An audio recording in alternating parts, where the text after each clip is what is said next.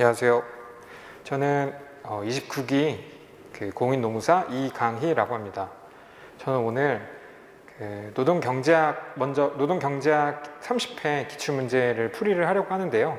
그 전에 지금 이 영상을 보고 계시는 분들이 이 노동경제학을 선택을 해야 할지 말지 고민하시는 분들, 또는 지금 현재 노동경제학을 하고 계시는데 이걸 시험을 어떻게 준비해야 되는지에 대한 고민이 있으신 분들을 위해서 우선 노동경제학이란 과목이 어떤 과목인지를 먼저 설명을 좀 드리고, 그 다음에 이 노동경제학을 시험을 준비하는 데 있어서 어떠한 마음가짐 또 어떠한 생각으로 준비를 해야 되는지에 대해서 좀 설명을 먼저 드리고, 그 다음에 30회 기출문제를 좀 풀이를 해보도록 하겠습니다. 우선은 노동경제학이라는 과목에 대해서 굉장히 생소하신 분들이 많으실 거예요.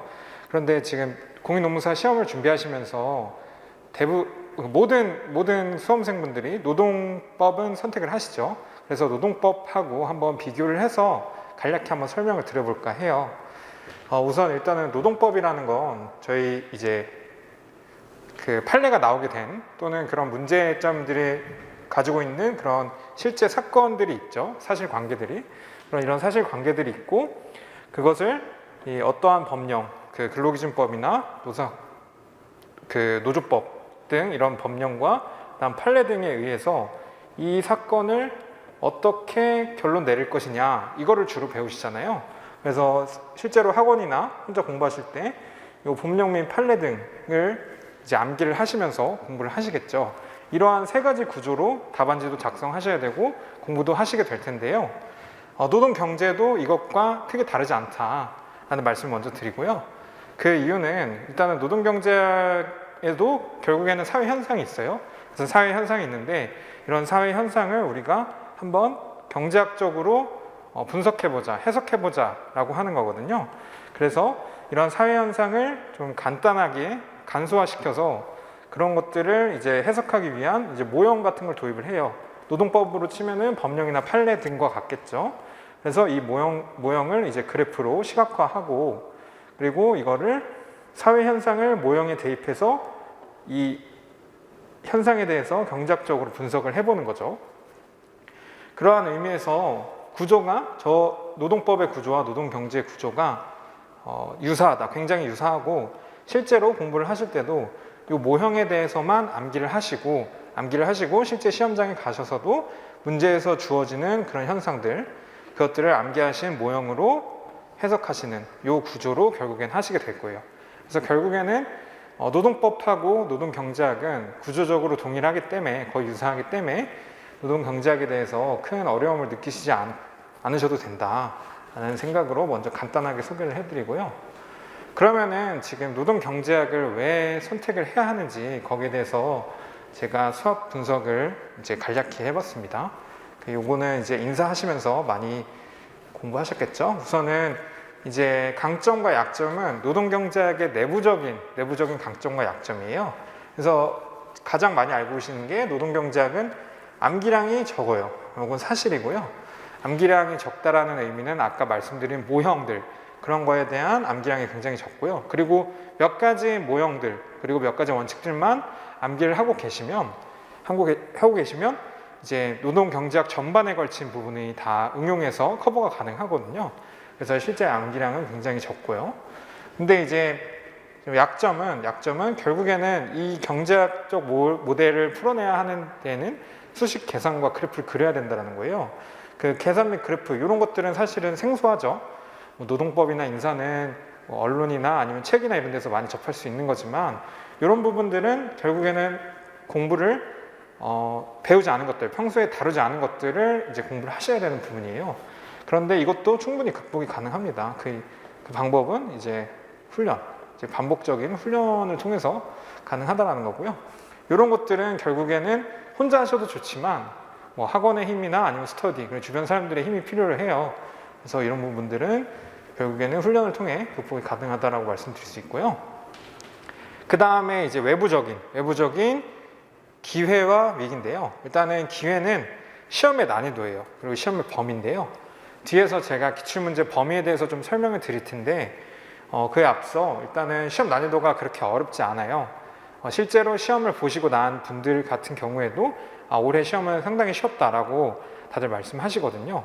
그래서 시험 난이도가 이거는 이제 결국엔 어떻게 나올지는 모르겠지만 대체적으로 평이하거나 좀 쉽게 나왔다라고 말씀드릴 수 있고요. 그 다음에 이제 뭐 위협은 뭐 불이타겠죠. 모든 과목에 걸쳐서의 위협이겠지만 그래도 특히나 이 노동경제학은 내가 모르는 게 나오면은 그래프도 못 그리고 이제 하나 자칫 잘못하면은 큰일 난다 라는 이제 썰들이 돌고 있는데, 사실 이런 것도 그러니까 비벼 쓰지 못한다, 특히 이런 내용을 많이 이제 우려를 하시죠. 그런데 그것도 우려하실 부분이 아닌 게, 우선 기출문제도 불이타는 거의 나오지 않고요. 거의 나오지 않고, 그다음에 혹여나 나온다 하더라도요. 결국에는 그 노동경제학은 몇 가지 원칙들에 의해서 응용되는 문제들이 많이 나와요. 그러니까 응용력을 키우면 이 불이타에서도 비벼 쓸 수 있다. 또는 이제 그래도 가장 답과 유사하게 써낼 수 있다라고 말씀드리겠습니다. 자, 그러면은 우리가 이 시험을 준비함에 있어서 무엇을 목표로 해야 되는지에 대해서 좀 설명을 해드릴게요. 대부분의 이제 수험생분들은 이 합격이라는 이 하나의 단어를 가지고 목표를 잡으세요. 나는 올해 합격할 거야 라고 하시는데요.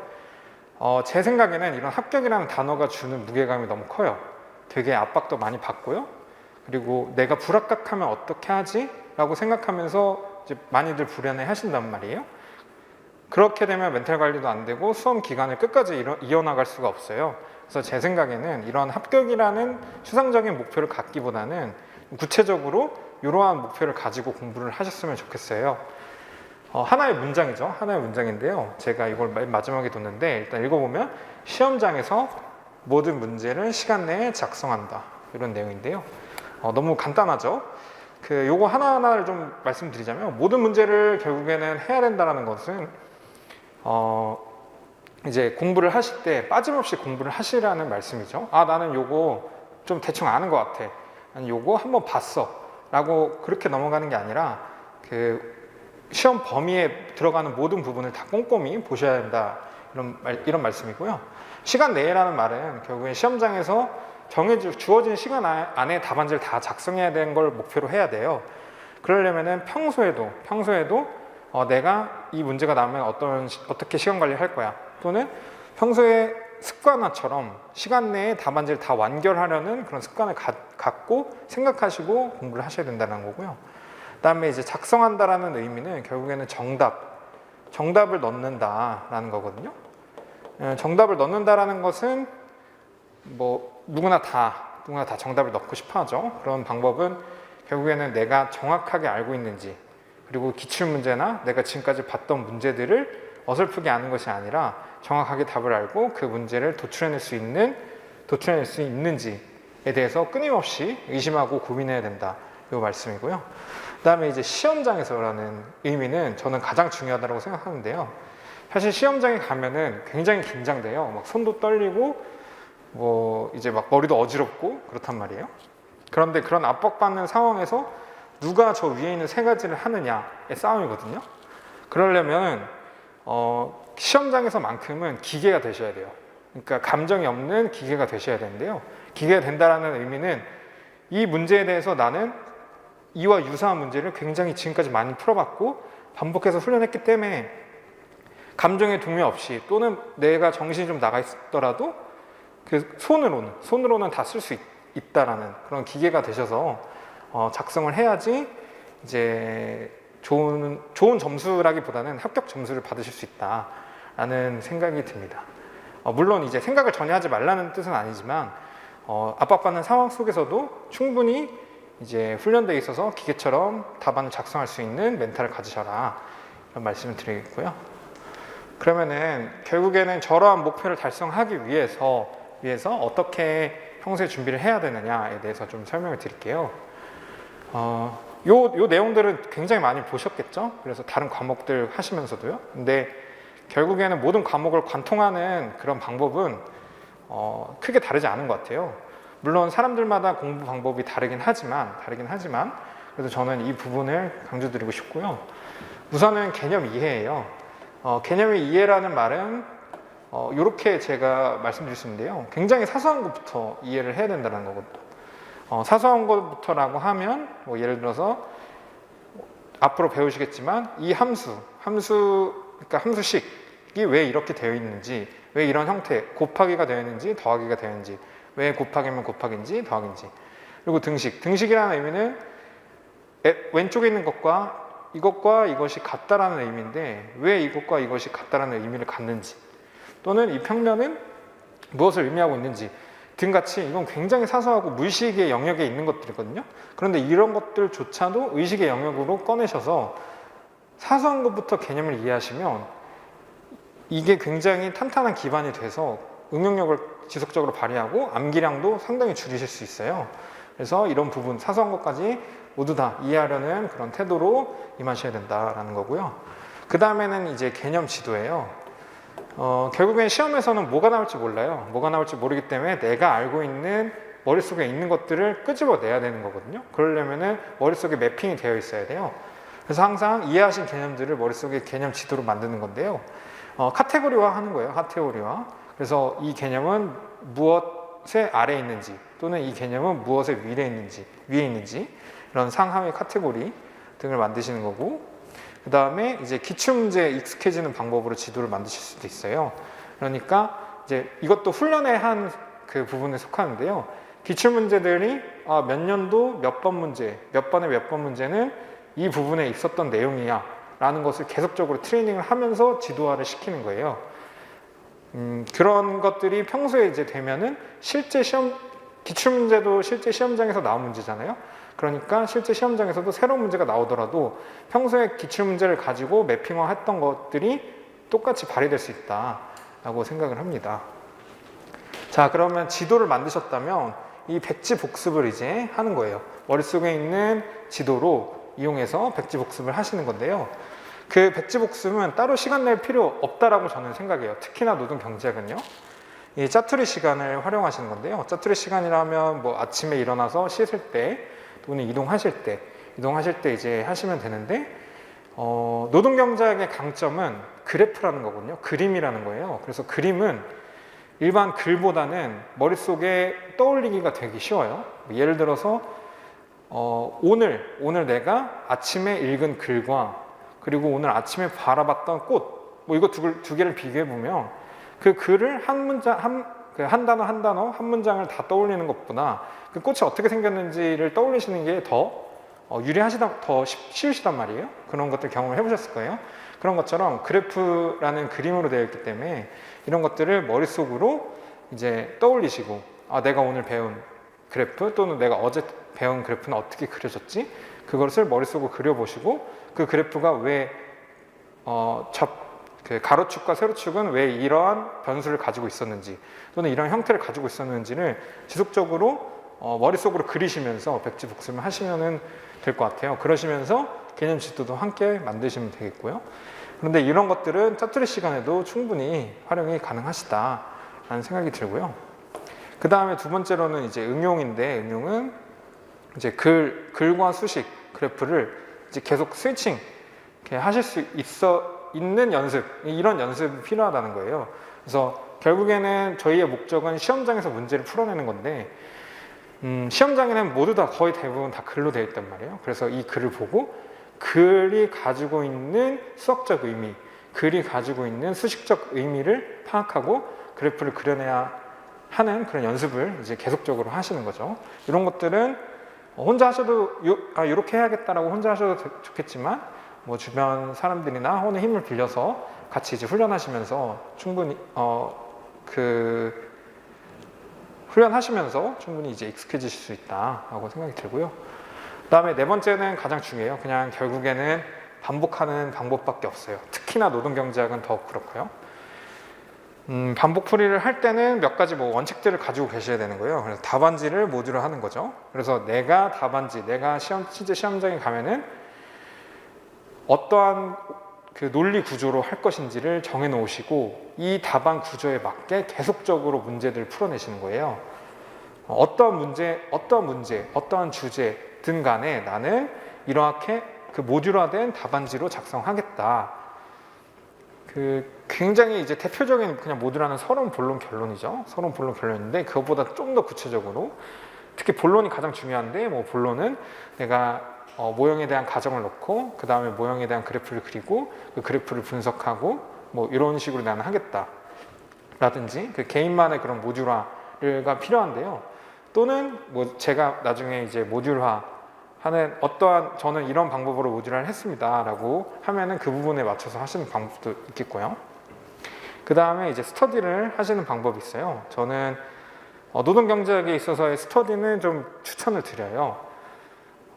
노동경제학 그러니까 다른 것들은 그냥 혼자서 이렇게 끄적끄적거리면서 이제 글도 쓸 수 있고 하지만 이것은 그래프도 그려야 되고 그리고 이게 맞는지 틀린지도 비교해 봐야 되고 왜냐면은 이거는 정답이 대부분이 있는 거거든요.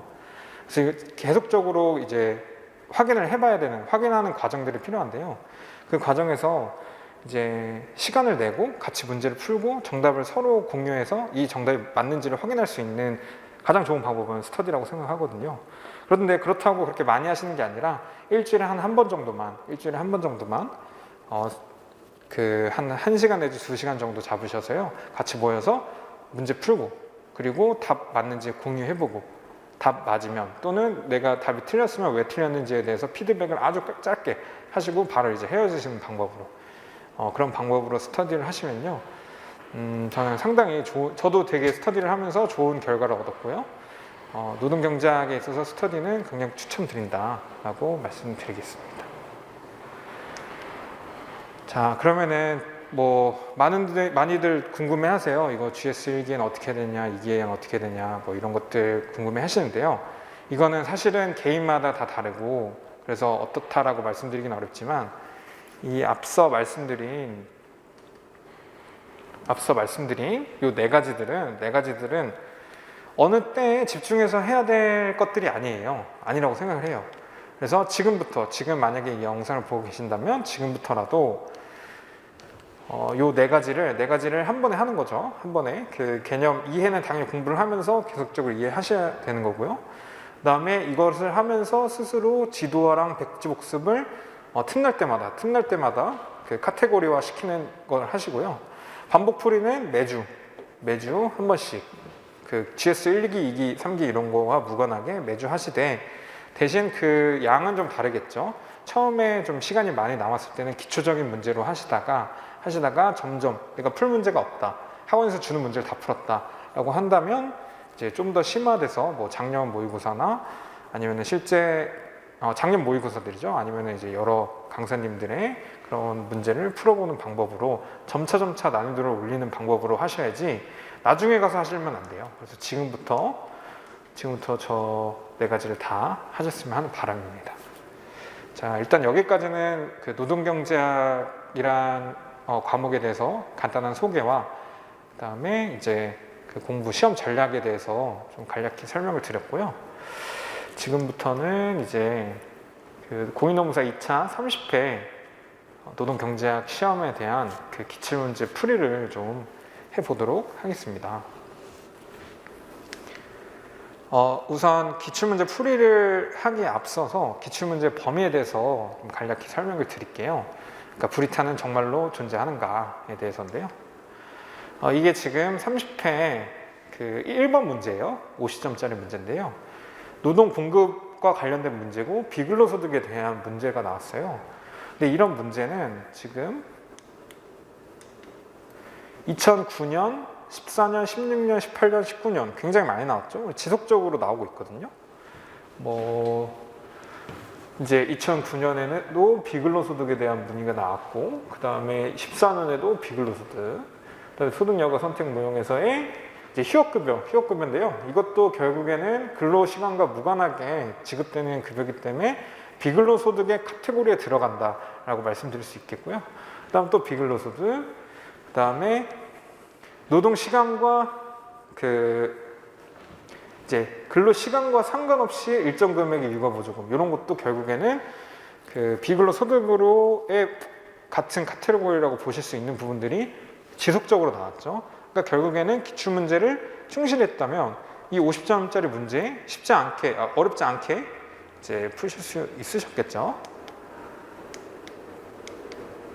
그 다음에 이제 문제 2번 같은 경우에는 이제 경제활동 인구와 관련된 문제가 나왔어요. 25점짜리인데 다 계산 문제로 굉장히 간단한 문제로 나왔는데요. 이런 것들도 결국에는 07, 09, 11, 19년도에 정확히 동일한 건 아니지만 계속적으로 그 개념에 대해서 묻는 문제들이 나왔어요. 어떻게 보면 이게 좀 더 2번 같은 문제가 뭐 불이타라면 불이타라고 할 수 있겠죠. 똑같은 문제가 안 나왔기 때문에요.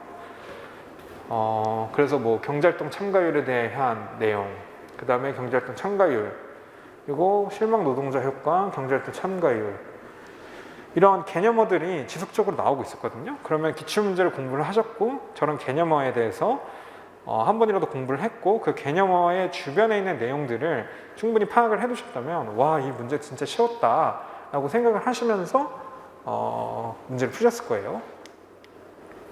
다음 3번 문제인데요. 3번 문제는 이제 노동조합과 관련된 문제인데요. 요거의 경우에도 14년, 17년, 19년에 계속적으로 나왔어요. 비교적 최근에 되게 짧은 주기로 나왔죠. 그래서 이제 독점적 노동조합, 그 다음에 노동조합과 관련된 내용, 그 다음에 독점적 노동조합, 이것도 독점적 노동조합이죠. 이렇게 지속적으로 나온 문제가 다 나왔다. 그렇기 때문에 뭐 전혀 기출문제 범위에 대한 그런 불이타에 대한 두려움, 또는 내가 모르는 게 나왔을 때 대처하지 못할 거라는 그런 막연한 두려움 등은 좀 접어 놓으셔도 괜찮을 거라고 생각이 듭니다. 자, 그러면 이제 본격적으로 기출문제를 좀 풀이를 이제 해보겠는데요. 저는 이 기출문제 풀이를 설명을 드리기 앞서 지금 보시는 분들이 그 노동경제학을 충분히 공부하신 분들도 계시겠지만 아니신 분들 같은 경우에는 내가 이거 시험장에 가서 할 수 있는 그런 과목이야? 라는 그런 의심을 좀 풀어드리는 그런 시간이 됐으면 좋겠어요. 물론 이제 기출문제를 설명드리기 앞서 이러한 배경 지식들을 설명을 드려야지만 이거를 할 수 있는지 상상하실 수 있고 좀 가늠하실 수 있겠지만 가늠하실 수 있으실 것 같아서 배경 지식을 설명드리겠지만 제가 이제 실제 수업이 아니기 때문에 좀 생략되는 부분들이 있을 거예요. 그래서 생략 부분들이 있을 텐데 그럼에도 불구하고 좀 앞에 있는 사람이 얘기하는 걸 좀 들어보시고 그 다음에 이거 나 왠지 해볼 수 있을 것 같아. 그런 좀 자신감이 드시면 저는 과감히 노동경제학을 선택을 하셔서 공부를 하셨으면 좋겠다라는 생각이 큽니다. 네.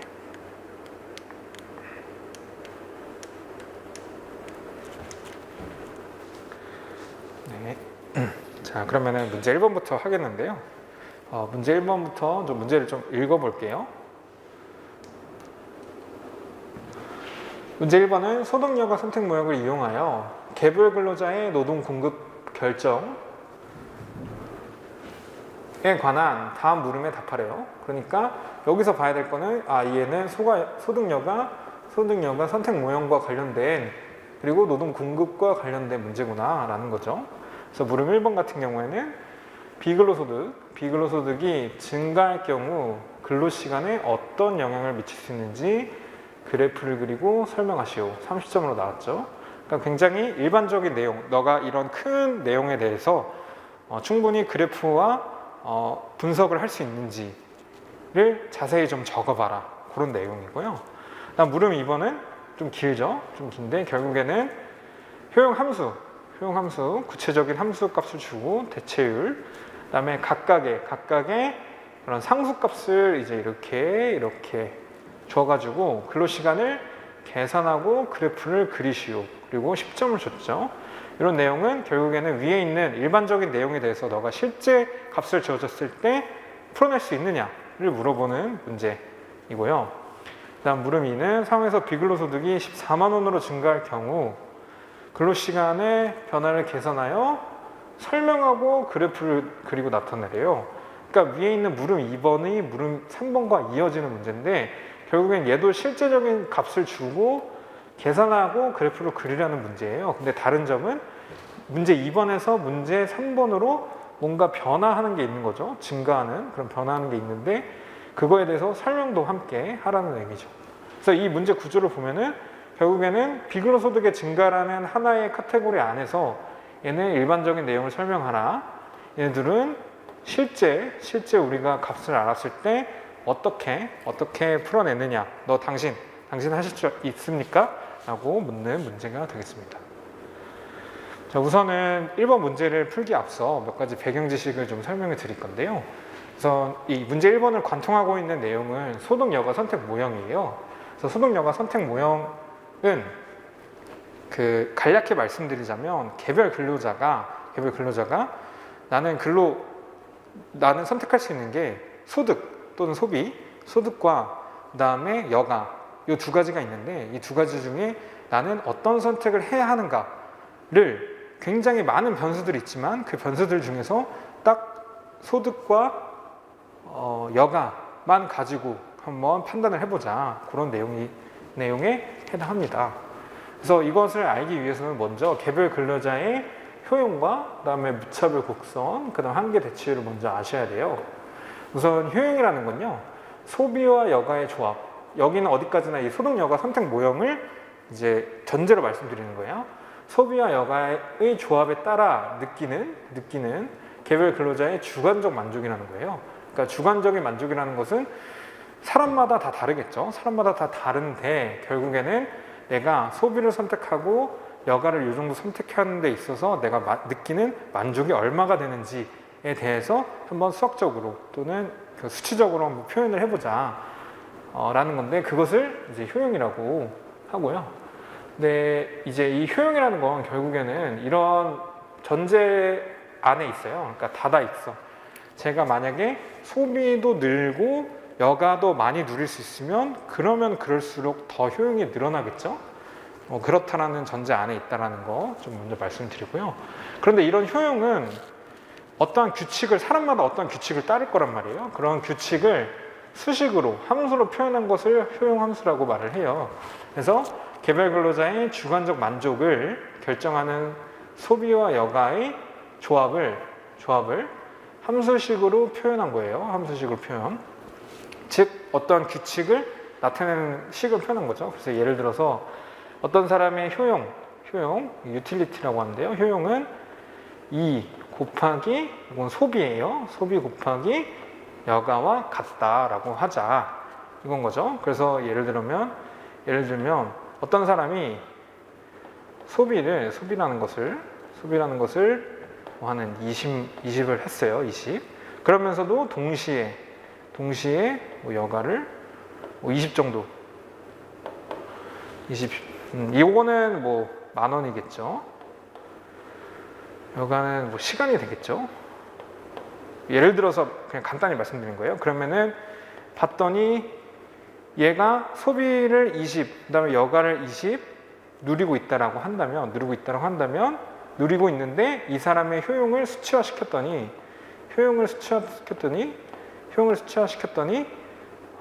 800이더라. 800에 요 단위는 이제 10,000원 곱하기 시간이 되겠죠. 10,000원 곱하기 시간. 근데 어쨌든 이러한 효용을 누리고 있더라. 이 사람이 요렇게 하고 있더니, 이런 조합을 가지고 있더니 이러한 효용을 느끼고 있더라. 그러면은 이 안에서의 규칙을 몇 가지 이렇게 쭉 나열을 해봤더니 이러한 규칙 안에 있겠구나 라고 하는 거죠. 그래서 이러한 규칙을 실제 함수로 표현한 것을 효용함수라고 말을 합니다. 그러면 이렇게 어떠한 규칙화시켜서 일반화시켜서 만든 함수를 우리는 좀 직관적으로 확인하기 위해서 무차별곡선이라는 것들을 표현을 해요. 그래프로 표현을 하는데요. 이 무차별곡선이라는 것은 동일한 효용을 갖는 소비 여가 조합의 궤적이다, 그래프다라는 거고요. 이 소득 여가 선택 모형에서의 무차별곡선 같은 경우에는 몇 가지 특징을 가져요. 첫 번째로는 원점에서 멀어질수록 효용이 증가한다는 거거든요. 원점에서 멀어질수록 효용이 증가한다는 거예요. 그래서 예를 들어서 이런 거죠. 이렇게 그래프가 있고, 그다음에 여기 소비와 여가가 있다라고 한다면 만약에 어떤 사람이 소비를 뭐 50만큼 하는 사람이 있어요. 50만큼 하는 사람이 있는데 이 사람이 이 정도의 소비를 누리면서도 여가를 하루에 뭐 한 5시간 정도 즐기고 있다라고 해볼게요. 이 조합이 있다라고 해볼게요. 그럴 때 이 사람이 만약에 소비는 60이고 그 다음에 여가를 6시간 갖는 이 형태의 조합을 누리게 된다면 이 조합 A라는 조합과 B라는 조합을 비교해 봤을 때 효용은 B가 더 크다는 얘기죠. 그런 의미를 말씀드리는 거예요. 요거는 아까 최초의 효용에서 전제했던 이 다다익선이라는 그 내용을 가지고 왔을 때 말씀드릴 수 있는 거겠죠. 그래서 이 효용은 결국에는 원점에서 멀어지면 멀어질수록 그 사람의 효용은 증가한다 라는 특징을 갖는다는 거고요. 그 다음에 그 무차별 곡선은 겹치지 않고 그 다음에 우하향하고 원점에 대해서 볼록하다라는 특징이 있어요. 저 네 가지 특징들을 모두 다 고려하면 저걸 반영해서 무차별 곡선을 그리면 결국에는 우하향하면서 원점에 대해서 볼록한 그래프는 이런 식으로 그려지게 됩니다.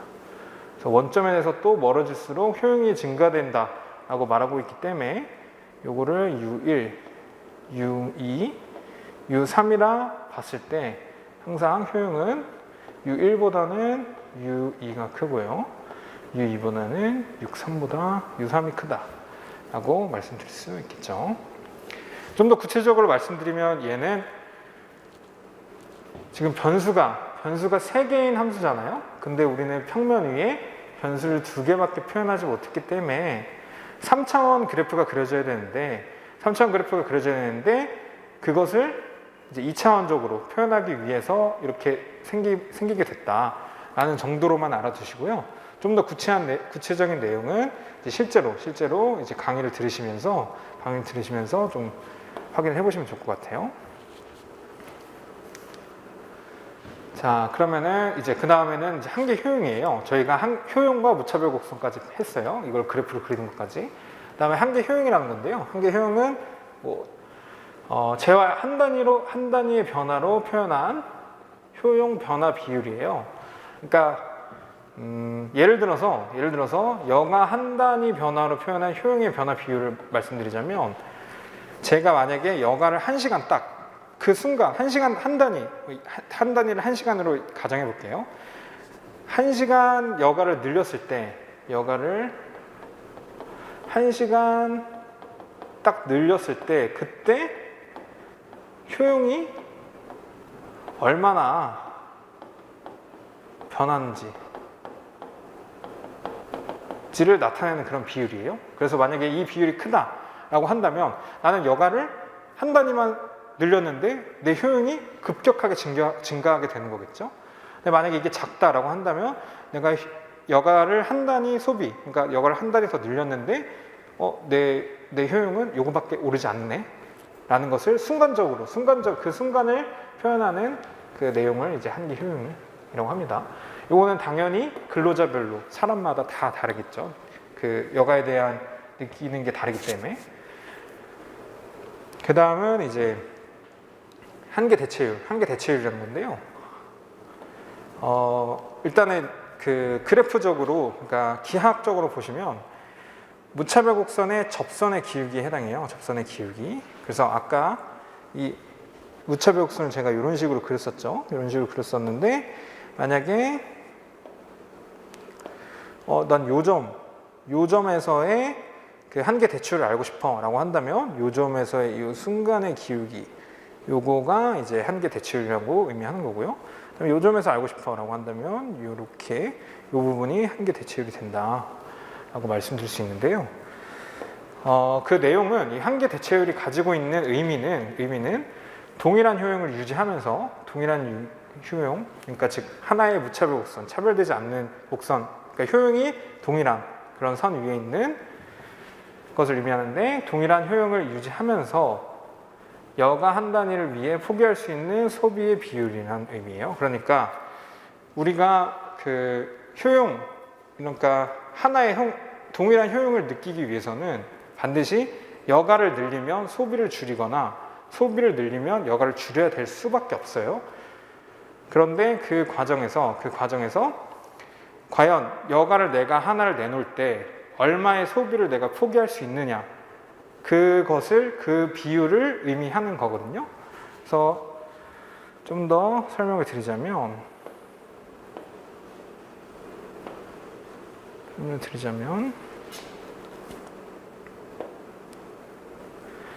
지금 이 사람이 이러한 무차별 곡선, 그러니까 동일한 효용을 느끼는 선이 이렇게 있다라고 해볼게요. 그럴 때 여기가 소비고 여기가 여가인데요. 여기가 여가인데 지금 얘는 되게 가파르죠. 이 가파르다는 의미는 결국엔 이 점에서 내가 여가를 한 단위 더 소비하려고 할 때 포기해야 하는 소비가 굉장히 크다라는 것을 의미하고요. 이 부분을 볼게요. 이 부분은 내가 여가를 한 단위 소비하기 위해서 포기해야 하는 그 소비 또는 소득이 굉장히 적죠. 여기보다는 굉장히 얘를 화살표 2개로 해볼게요. 그럼 얘는 굉장히 적죠. 그러니까 이 한계 대체율은 결국에는 그 순간에, 내가 현재 있는 순간에서 여가 한 단위를 위해 포기할 수 있는 소비의 비율이 얼마나 되냐를 의미하는 거고요. 그걸 수식적으로 나타내면 이렇게 돼요. 요거는 이 내용, 뒤에 있는 내용, 중요한 내용은 요거거든요. 요것과 요건데, 요걸 도출하기 위해서 쓴 내용인데요.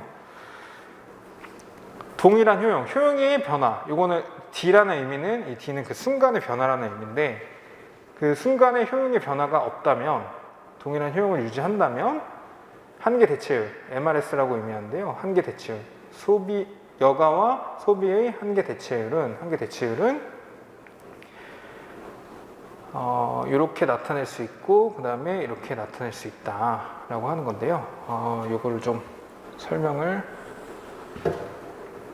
우선은 이 한계 대체율에 대해서 설명을 드리기에는 지금 굉장히 설명드려야 될 게 굉장히 많기 때문에 간략히 좀 설명을 드릴게요.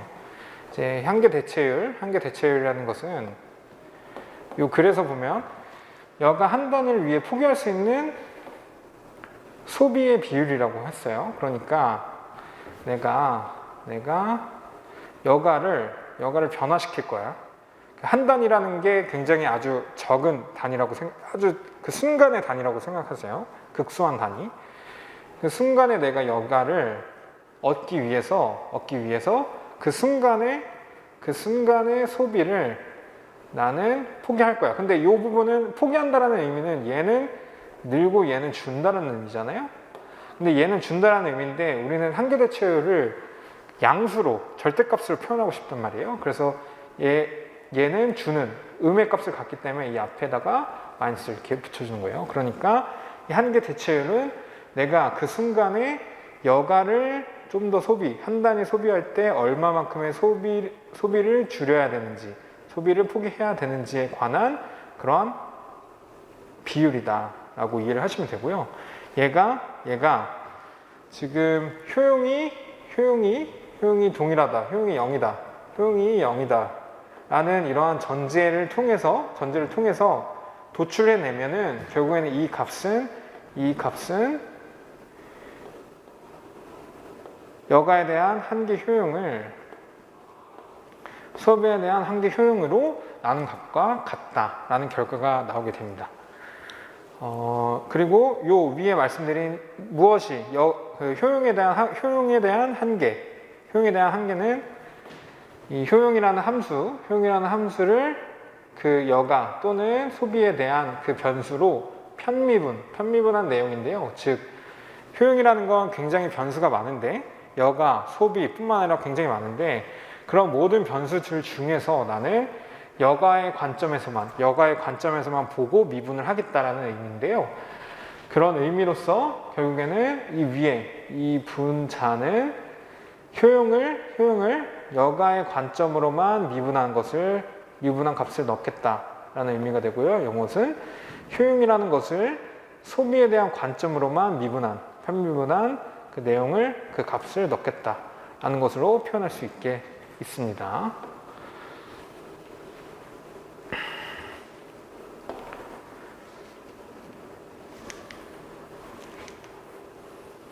자, 그 다음은 이제 앞서 말씀드린 거는 개별 근로자의 효용에 대한 내용인데요.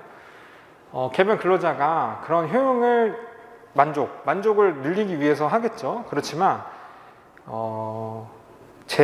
어떠한 제약이 있어요. 근로자는 대표적인 제약으로는 시간이죠. 시간. 모든 사람은 이걸 총 가용 시간이라고 해볼게요. 모든 사람은 본인의 총 가용 시간을 뭐 근로 시간에 투입하거나 여가 시간에 투입하는 수밖에 없어요. 이러한 이런 제약 안에서 근로자는 선택을 해야 되는 거거든요. 나는 어떤 소비 또는 어떤 여가를 해야 될지. 그렇기 때문에 근로자는 일정한 그 예산 제약 안에서 선택을 해야 되는데 그것을 함수로 표현한 것이 예산 제약식이 되는 거예요. 예산 제약식인데 예산 제약식은 이렇게 돼요. 그 개인의 소득 또는 소비는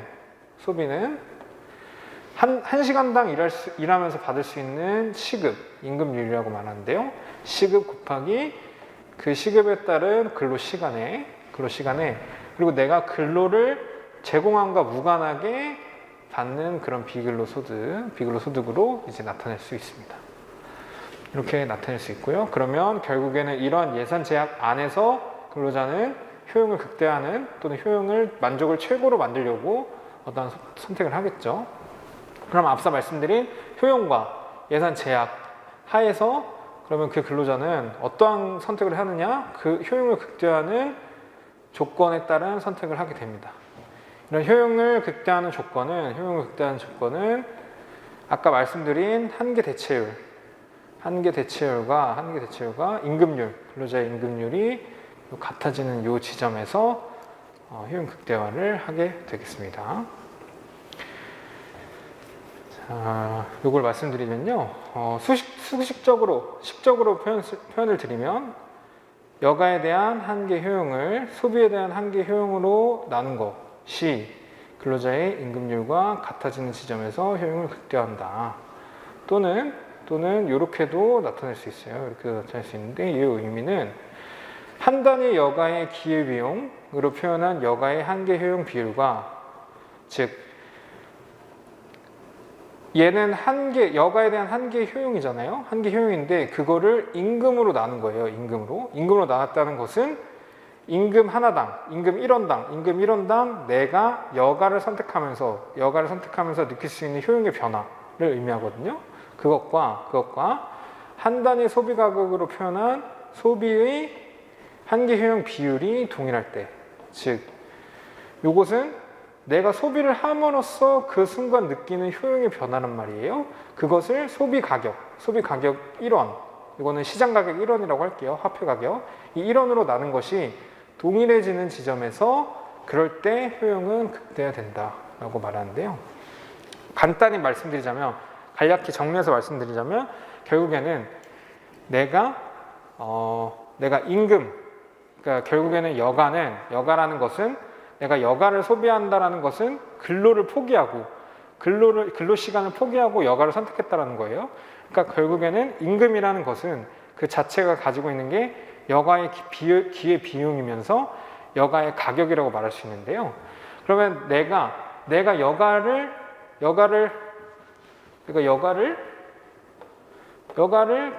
느끼면서 내가 여가를 소비하면서 그 순간 받게 되는 효용의 변화가 있을 거 아니에요? 그거를 여가의 가격으로 다 나눴을 때 여가 가격 1당 내 효용 변화와 내가 소비, 그 순간 소비를 늘렸을 때 그 순간 얻게 되는 효용, 나의 만족을 소비 가격, 화폐 가격 1원으로 나눴던 것을 비교해봤더니 내가 여가를 소비함으로써 느끼는 가격 대비 효용과 소비함으로써 느끼는 가격 대비 효용이 같아지면은 그 자체로 나는 최고의 만족을 누리게 된다 라는 것을 의미합니다. 기하학적으로는, 그러니까 그래프적으로는 대부분 이렇게 문제를 푸실 거예요. 무차별 곡선의 접선의 기울기와 예산 제약선의 기울기가 동일한 때, 그러니까 즉 접할 때 된다라는 거고요. 제가 여기 위에서 예산 제약식에 대해서 좀 설명을 덜 드린 것 같은데, 그 예산 제약식 요 의미를 이해하기 위해서 예산 제약 선에 대해서 좀 말씀드릴게요. 예산 제약식이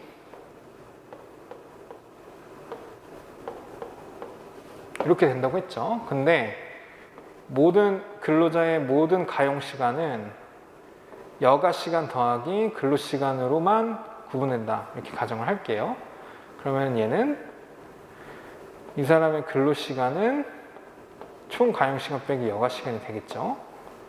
그럴 때 우리의 관심사는 가로축은 여가, 세로축은 소비로 이루어진 이 평면 위에서 그릴 거란 말이에요. 그러면 식이 지금 C와 H와, 그러니까 요 C라는 소비와 그다음 근로시간이라는 변수로 이루어져 있기 때문에 요거를 바꿔주는 작업이 필요해요. 여가로요. 근데 근로시간은 총 가용시간 빼기 여가시간이라고 했으니 얘를 여기다가 대입하면 되겠죠. 그럼 C는 W에 T-L 플러스 V가 되고요. 그럼 C는 마이너스 WL 플러스 WT 플러스 V가 되겠죠. 자, 그러면은 이 형태를 보시면은 이렇게 이해하시면 돼요. 요 C라는 것은 요 L에 대한 변수에 대해서 기울기가 이렇고 그 다음에 뒤에 절편이 이렇구나, 이러한 1차 함수를 갖는구나 라고 이해하시면 돼요. 그리고 이거를 밑에다가 그래프화 시키면요, 이 사람의 예산 제약은 0에서 총 가용 시간인 T 요 사이에서만 움직이게 되고요. 이 사이에서 움직이면 되는데 기울기가 마이너스 W인 이런 형태의 기울기를 가지면서 V라는 이 비근로소득을 갖는 이러한 예산 제약 선이 만들어지게 됩니다. 그러면 그렇다는 얘기는 이 근로자는 소비와 여가에 선택할 수 있는 조합 중에서도 요 선 안에서만 어떠한 여가와 어떠한 소비를 선택할 수 있는 그런 제약을 받게 됩니다. 그러면 이 안에서만 이 사람은 소비와 여가를 선택해야겠죠. 그럴 때 근로자는 무차별 곡선, 그 사람의 효용을 나타내는 무차별 곡선이 이러한 예산 제약이 그려지는데요. 근데 근로자는 효용이 원점에서부터 바깥으로 멀어지는 그런 무차별 곡선을 갖잖아요. 그때 이 사람의 무차별 곡선이 이런 식으로 그려진다라고 할 때, 이렇게 된다고 할 때, 그럴 때 요 예산 제약의 선의 기울기인 W와 무차별 곡선의 접선의 기울기인 이 접선의 기울기가 동일해지는 이 지점에서 여가와 소비를 선택하는 것이 효용을 극대화하는 지점이다 라고 합니다. 그 내용은 앞서 말씀드린 요것에 의해 설명드렸고요. 그러면은 요거를 좀 깔끔한 그래프로 보시기 전에 그 다음에 또 알아야 되는 게 이제 소득 효과 효과예요. 소득 효과. 소득 효과라는 것은 그 사람이 가지는 소득이 증가할수록 어떠한 재화에 대해서 이 재화를 소비를 늘릴 것이냐 줄일 것이냐 그것을 나타내는 효과인데요. 보통 일반적인 경우에는 재화라는 것은 보통은 정상제에 해당해요. 그래서 그 재화라는 것이 정상제일 때 근로자의 소득이 증가한다면 그 소비를 더 증가시키려고 하는 거고요. 만약에 소비가 그 재화가 열등제일 경우에는 소득이 증가 시 소비는 감소시킨다 하는 거죠. 이 정상제와 열등제의 대표적인 예가 그런 것들이에요.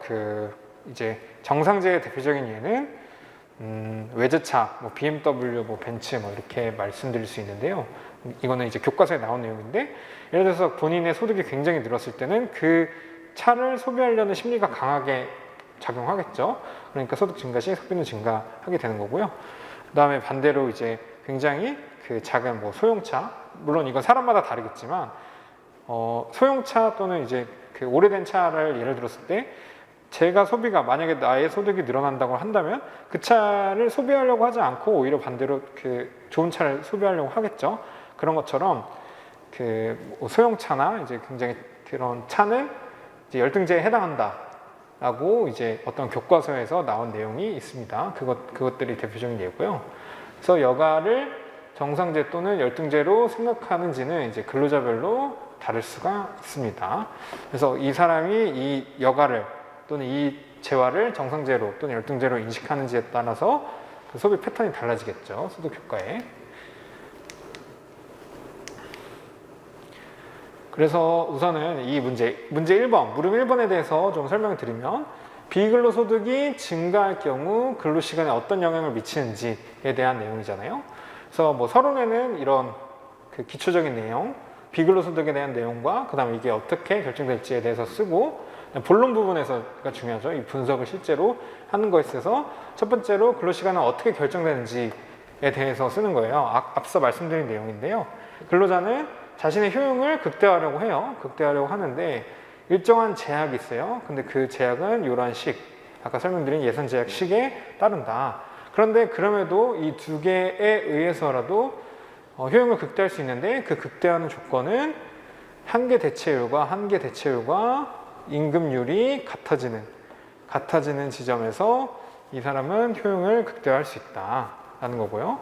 그래서 예산 제약 선이 이런 식으로 그려지겠죠. 그런데 이 근로자의 무차별 곡선, 그러니까 효용 곡선은 이런 식으로 그려질 수 있는데, 이 예산 제약 안에 있는 이 U1번이라는 효용 같은 경우에는 얘보다 더 효용을 증대시킬 수 있는 이런 조합, 소비와 여가의 조합이 굉장히 많아요, 아직은.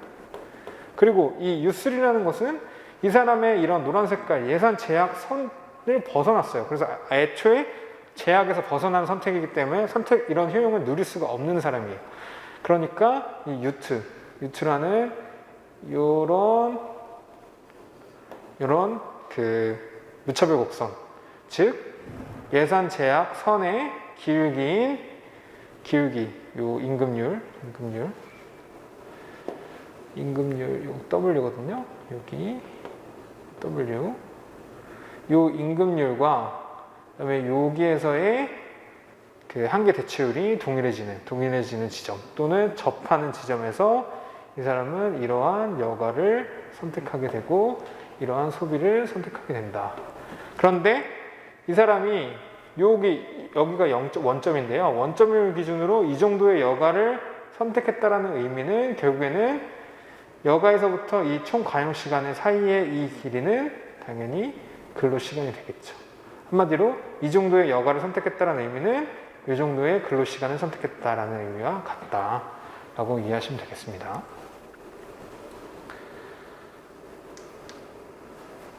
자, 그러면은 실제로 문제를 풀면은 이렇게 되는 거겠죠.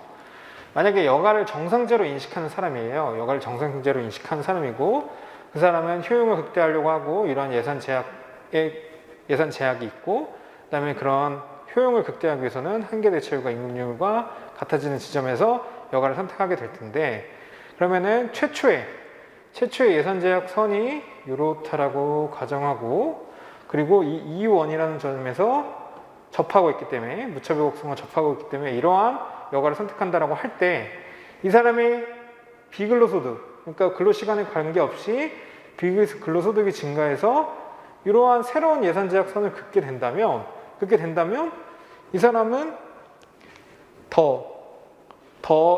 본인이 더 좋은, 효용을 늘릴 수 있는 예산 집합이 더 늘어나게 된 거예요.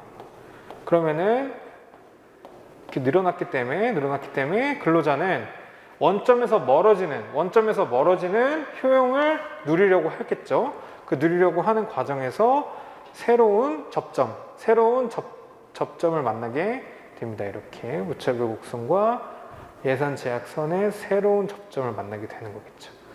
그럴 때 이 사람은 L2라는 여가를 선택을 하게 되겠죠. 그럼 L1에서 L2로 여가를 증가시킨다. 그러면 이 사람의 여가가 증가됐다는 얘기는 반대말로는 근로시간을 감소시킨다라는 거게 되겠죠. 자, 그러면 비근로소득이 증가할 경우 이 여가를 정상제로 인식하고 있는 근로자는 이러한 형태에 의해서 여가를 증가시키고 근로시간을 감소시키게 된다라는 답을 도출해내면 되겠죠. 여기서 더 나아가서 이제 설명하자면, 완전 비근로소득이 너무 많이 높아졌어요. 너무 많이 높아져서 이런 예산 제약선을 그린다고 할 때, 이 사람의 무차별 곡선은 여기까지 밀어내겠죠. 원점 밖으로 밀어내다가 요 끝에서 균형을 이루게 돼서 그 사람의 총 가용 시간이 여가 시간이 되는 거예요. 그러니까 모든 시간을 여가에 활용하게 되겠죠. 그렇다는 얘기는 근로시간은 없다라는 얘기가 되겠고요. 근로시간이 없다는 얘기는 결국에는 이 사람은 노동시장에서 이탈할 수도 있다 라고 답을 내릴 수 있겠죠. 뭐 간단한 예로는 이제 갑자기 로또가 돼서 자기 앞에 100억이 막 떨어졌어요. 그리고 비근로소득이 미친 듯이 올라갔어요. 그런 경우에 일을 안 하려고 하겠죠. 그렇게 이해하시면 돼요. 그런 사회 현상을 이렇게 분석을 하는 거다라고 이해하시면 되겠습니다. 근데 이제 어떤 사람은 여가를 열등제로도 느낄 수가 있어요. 열등제. 그러니까 내가 나의 비근로소득이 늘면은 소비득이 늘면은 여가를 오히려 소비를 줄이려고 하는 사람이 있을 거란 말이에요. 그런 사람은 어떻게 분석되느냐라는 거거든요. 그래서 최초 아까랑 똑같아요. 효용 극대화, 예산 제약 이렇고, 효용 극대화 조건 이렇고. 그러면 예산 제약선이 처음에는 이렇게 됐고, 이제 요 지점에서 이제 L1이라는 그 여가를 선택을 했는데 비근로소득이 늘어나면서 이렇게 예산 제약선이 그려지겠죠. 그러면 이 사람의 기회의 집합은, 그러니까 본인이 선택할 수 있는 여가와 소비의 기회의 집합은 이렇게 늘어난 거예요. 소득이 늘어서. 그랬을 때 이 사람이 요렇게 새로운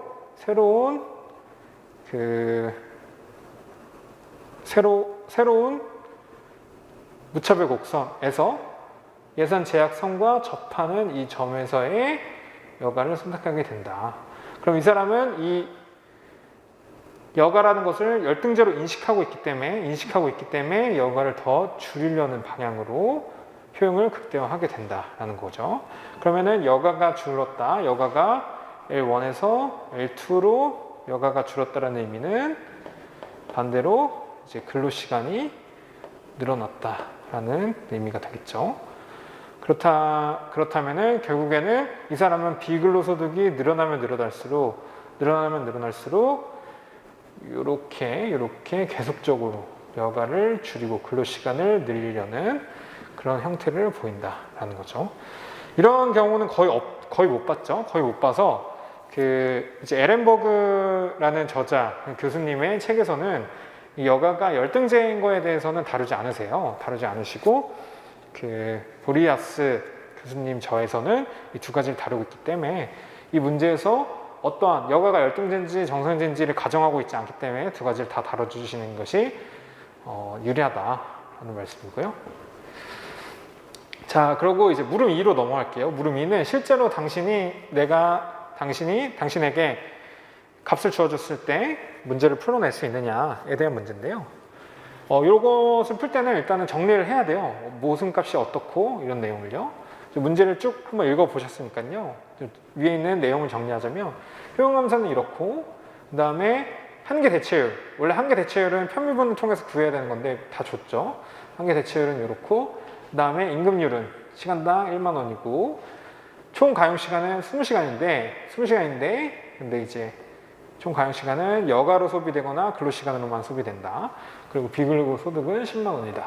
이렇게 주어졌고요. 그러면은 우리가 근로 시간을 계산하고 그래프로 나타내는 건데 우선 계산이 우선이죠. 계산을 먼저 해보면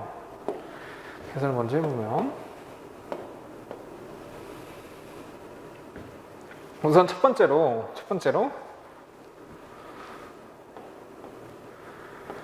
우리는 예산제약식을 알고 있어요. 예산제약.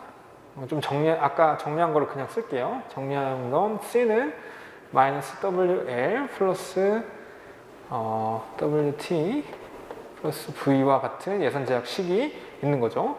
그 다음에 이 예산제약식이 있고 우리는 효용을 극대화하기 위해서는 MRS가 L분의 C인데 얘가 임금률 W와 같다 라는 이 식이 있을 때, 이 조건이 있을 때 효용을 극대화한다는 것이기 때문에 우리가 가지고 있는 이 두 가지 식을 가지고 연립을 하면 풀어낼 수 있어요. 이걸 좀 정리하자면 C는 WL이 되겠죠. 근데 여기 있는 C는 여기 이 소비와 같기 때문에 얘를 여기에 대입을 해줄게요. 대입을 해주면 WL은 마이너스 WL 더하기 WT 플러스 V가 되고, 그럼 얘를 왼쪽으로 넘기면 이 WL은 WT 플러스 V가 된다. 그러면 우리가 원하는 여가 또는 근로시간은 여가는 이 W분의 WT 플러스 V가 되겠죠. 자, 이렇게 연립한 게 여기 있는 내용이에요.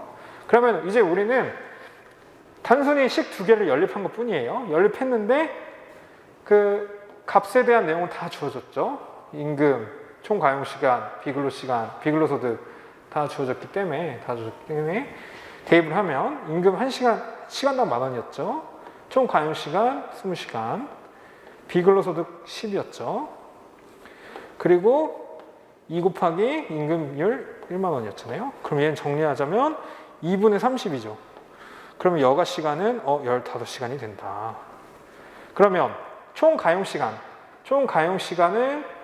근로시간 더하기 여가 시간이었는데 총 가용시간이 20시간이었고 그 여가 시간이 15시간이었기 때문에 당연히 그 일반 근로시간은 5시간이 되겠구나 라는 게 되겠죠. 자, 그럼 계산하면 근로시간은 5시간이다. 굉장히 쉽죠? 5시간이다. 그리고 그래프로 나타내라고 했으니 아까 했던 내용과 그냥 똑같이 하면 돼요. 예산제약 선을 그리고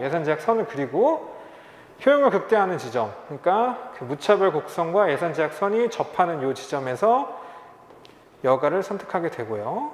여가를 선택하게 되는데 이 여가 시간은 15시간이 되고 이 총 가용 시간과 여가 시간의 사이인 이 근로시간 H는 5시간이다 라고 이렇게 표현하면 되겠죠. 자, 그 다음 문제 1번의 그 물음 3번인데요. 물음 3번은 아까 그 내용, 그 물음 2의 상황에서 비근로소득이 14만 원으로 증가할 경우를 의미하는 거잖아요. 그러면은 앞서 있던 그 계산 내용은 동일해요. 계산하라고 했으니까요. 계산하라고 했을 때 동일해요. 그래서 위에 있는 걸 그냥 그대로 이렇게 쓰면 되겠죠. 그대로 쓰는 과정에서 마지막에 연립한 내용도 똑같겠죠. 그러면 연립한 내용이 이렇게 되어 있는데, 이제 다른 건 다 동일하고 비근로소득만 14만 원으로 넣은 거니까 얘만 14만 원으로 바꿔주면 되는 거예요. 그럼 얘는 2분의 34가 되겠죠. 그럼 얘는 이렇게 약분하면 17 이렇게 되겠죠. 얘의 여가 시간은 17시간이다. 그러면은 총 가용 시간 20시간 중에 17시간을 빼니까 근로 시간은 3시간이 되겠다 하는 거죠. 그러면 비근로소득이 14만 원으로 증가했을 때 근로 시간은 3시간이다 라고 답을 내리면 되겠죠. 그럼 이 과정에서 느끼는 건 이거겠죠. 최초에 그 예산 제약 선을 그렸을 때 여기서 여가를 15시간 쓰고 있었는데, 비근로소득이 이렇게 증가했을 때 기회의 집합이 늘어났고, 그리고 그 효용을 극대화하기 위해서 쭉 원점에서부터 바깥으로 밀어내는 과정에서 이 새로운 접점인 이 여가에서 17시간을 선택하게 된다. 그러니까 여가가 이렇게 2시간 늘었고 2시간 넘은 만큼 결국에는 총 근로시간이 5시간에서 총 근로시간인 3시간으로 줄어들었다 라고 설명하면 되겠죠. 즉, 이 사람은 결국에는 여가라는 것을 정상제로, 그러니까 소득이 늘면은 여가를 늘리는 정상제로 인식하고 있는 사람이다 라고 결론 내릴 수 있겠죠. 그래서 최종 결론은 물음 2와 3을 통한 이 근로자는 비근로소득이 증가할수록 여가의 소비를 늘리고 여가의 소비가 늘 만큼 근로시간을 줄이는 그러한 근로자이다 라고 결론을 내리면 되겠죠. 자, 그러면 이제 문제 2번을 좀 설명해 드릴게요. 문제 2번. 자, 문제 2번은 이제 경제활동 참가와 관련된 내용인데요. 문제를 한번 읽어보자면, 아래 표는 한 나라의 노동시장 현황을 나타내고 있다. 다음 물음에 답하시오. 계산이 필요한 경우 풀이 과정을 쓰시오. 라고 했으니까 이 문제는 계산 문제구나. 그리고 표까지 이렇게 주어졌죠. 표도 엄청 간단하죠. 물음 1. 경제활동 참가율은 얼마인가? 5점. 실업률은 얼마인가? 5점. 고용률은 얼마인가? 5점. 자, 요 내용들은 그냥 당신이 이거 구하는 방법, 표 보고 구하는 방법 계산할 수 있느냐? 라고 물어본 거고, 5점 준 내용도 그냥 간단히 계산해서 답만 써라. 의 의미가 강하겠죠. 그다음 물음 4번은 표의 실업자 일부가 일자리 찾는 것을 포기하고 비경제활동 인구로 이동하면 고용률에는 어떠한 변화가 생기는가에 대해서 물어봤고 5점이죠. 그러니까 이것도 어려운 문제, 그러니까 깊이 계산해야 하는 문제는 아니에요. 그런다고 했을 때 실업자 일부가 일자리 찾는 것을 포기하고 고용률 변화를 의미했으니까 결국엔 고용률을 어떻게 구하는지, 그리고 이 과정에서 실업자와 비경제활동 인구가 어떠한 의미를 갖고 있는지를 알고 있었으면 쉽게 문제를 풀었겠죠. 그 다음 물음 5번은 경제활동 참가율과 고용률에 대한 정보가 주어진다면 이 정보를 이용하여 실업률을 어떻게 계산할 수 있을까? 그러니까 결국에는 이 두 가지 그 뒤에서 아시겠지만, 뒤에서 이제 이미 아시는 분들 알겠지만 요 경제활동 참가율과 고용률을 나타내는 그러한 식이 있어요. 그런 분수식이 있는데 그 분수식을 어떻게 당신이 이제 계산을 해주면 이거 구해낼 수 있느냐를 물어보는 굉장히 아주 간단한 문제였다. 그래서 요거는 되게 쉽게 문제를 푸셨을 거라고 생각하고요. 한번 간단히 이제 좀 설명을 드리자면, 이 개념을 배경 지식에 대해 설명을 드리자면, 생산 가능 인구는 그냥 15살 이상의 인구로 생각하시면 돼요. 그렇게 간단하게 생각하시면 되고요. 이렇게 공익공무원, 전투, 경찰, 그다음에 교도소 수감자 이런 분들은 제외하게 되는 거고요.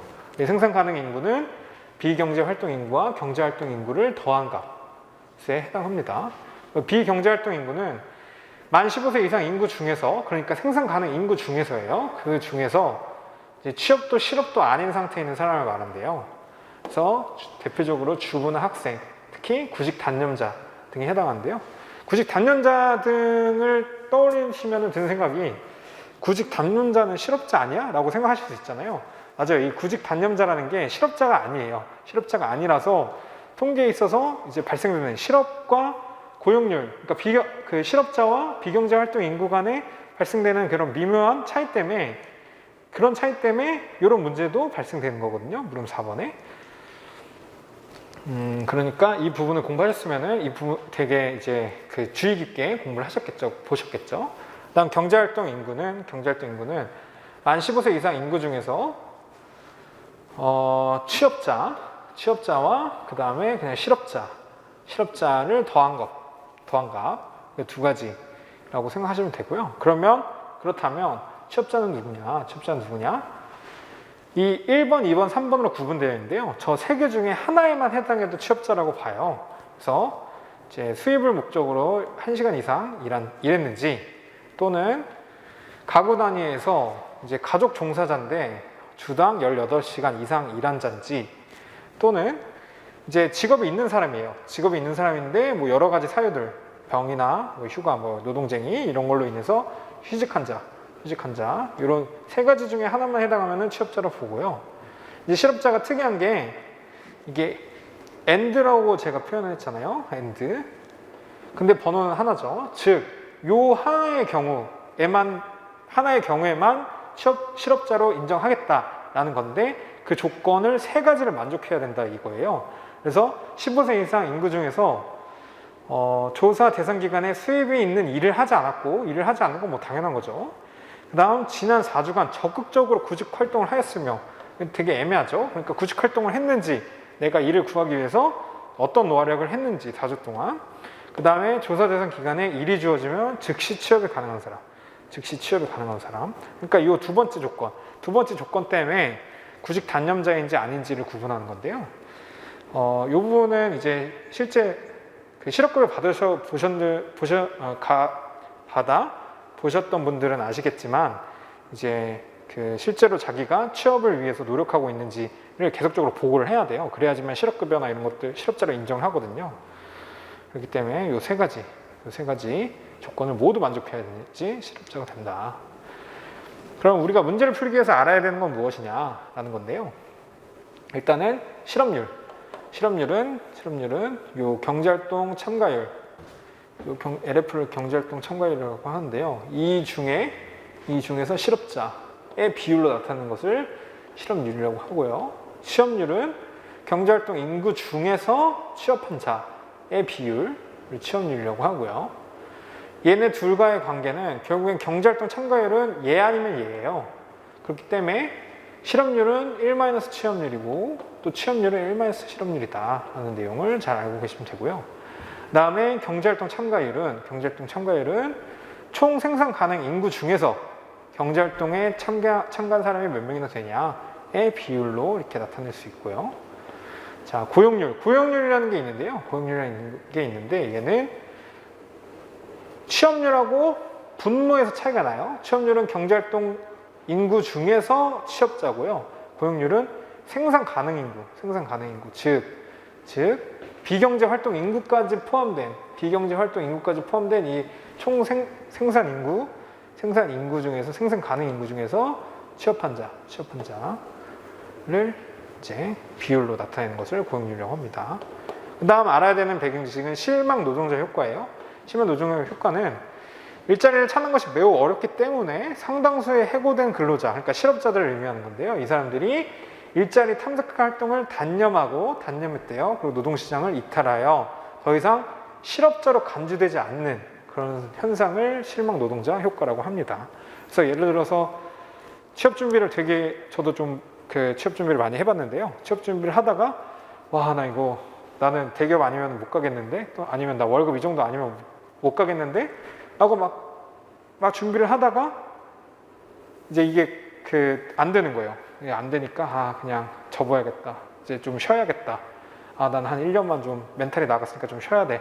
라고 해서 구직을 단념하는 그 순간 그 사람이 실업자가 아니라 이제 비경제 활동 X가 되는 거겠죠. 그러면 그 실업률에 안 잡히겠죠. 실업률은 안 잡히니까 그런 좀 차이가 있다 라는 말씀드리고요. 그래서 실제 문제를 풀어보면 물음 1번에 경제활동 참가율은 얼마인가? 경제활동 참가율은 아까 말씀드렸다시피 생산 가능 인구 중에서 경제활동 인구로 비율로 나타낸다고 했어요. 그러면 이 문제에서 생산 가능 인구는 18세 이상 인구 요거겠죠. 요거. 그러니까 2800분의 경제활동 인구는 취업자 또는 실업자라고 했죠. 그러니까 1260 더하기 420 이렇게 되겠죠. 그래서 나온 그 값이 경제활동 참가율이다. 이거는 어렵지 않게 하실 수 있겠죠. 다루는 거고요. 그 다음에 실업률의 계산. 실업률은 경제활동 인구분의 실업자라고 했잖아요. 그러니까 경제활동 인구 요거 2개 더한 거였죠. 요거 2개 더한 게 1680이잖아요. 그러니까 1680을 분의 실업자 420 이렇게 하면은 뭐 그 퍼센테이지가 나오겠죠. 여기에 요걸 빼먹었네요. 이제 100을 곱해줘야지 이제 퍼센테이지로 이제 나오겠죠. 이렇게. 자, 요거는 어렵지 않게 다 계산하실 거라고 생각합니다. 다음 고용률의 계산. 고용률도 우리가 외웠다면 생산 가능 인구분의 취업자잖아요. 생산 가능 인구 2800이니까 얘는 2800분의 그다음에 취업자 1260 곱하기 100 퍼센테이지로 이렇게 나타내서 구해주면 되겠죠.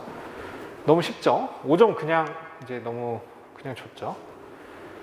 그 다음에 이제 요거는 조금 생각해야 되는 게 실망 노동자, 그러니까 실업자 일부가 일자리를 찾는 것을 포기하고 비경제활동 인구로 이동하면 고용률에 어떤 변화가 있느냐잖아요. 그럼 고용률을 먼저 봐야겠죠. 고용률은 P분의 2예요. P분의 2. 근데 이 P를 뜯어보면 비경제활동 인구 더하기 경제활동 인구예요. 그러면 이 문제에서는 지금 고용률의 변화가 물어봤기 때문에 분자와 분모를 다 한번 살펴봐야겠죠. 그런데 실업자 일부가 비경제활동 인구로 이동한 거기 때문에 취업자랑은 아무 관련이 없죠. 그럼 얘는 일정해요. 분자는 아무 관련이 없기 때문에. 그리고 지금 요 실업자가 이동했대요. 그럼 얘는 줄었겠죠. 그런데 어디로 이동했다? 비경제활동 인구로 이동했대요. 그러면은 실업자가 준 만큼, 만약에 얘가 20명이 줄은 만큼 비경제활동 인구가 늘었겠죠. 플러스 20으로. 얘는 변함이 없고요. 그렇다고 했을 때 분모도 마이너스 20 됐는데 여기서 더하기 20 됐기 때문에 분모도 일정하겠죠. 그러면 결국에는 고용률은 실업자가 비경제활동 인구로 이동한다 하더라도 고용률에는 변화가 없다.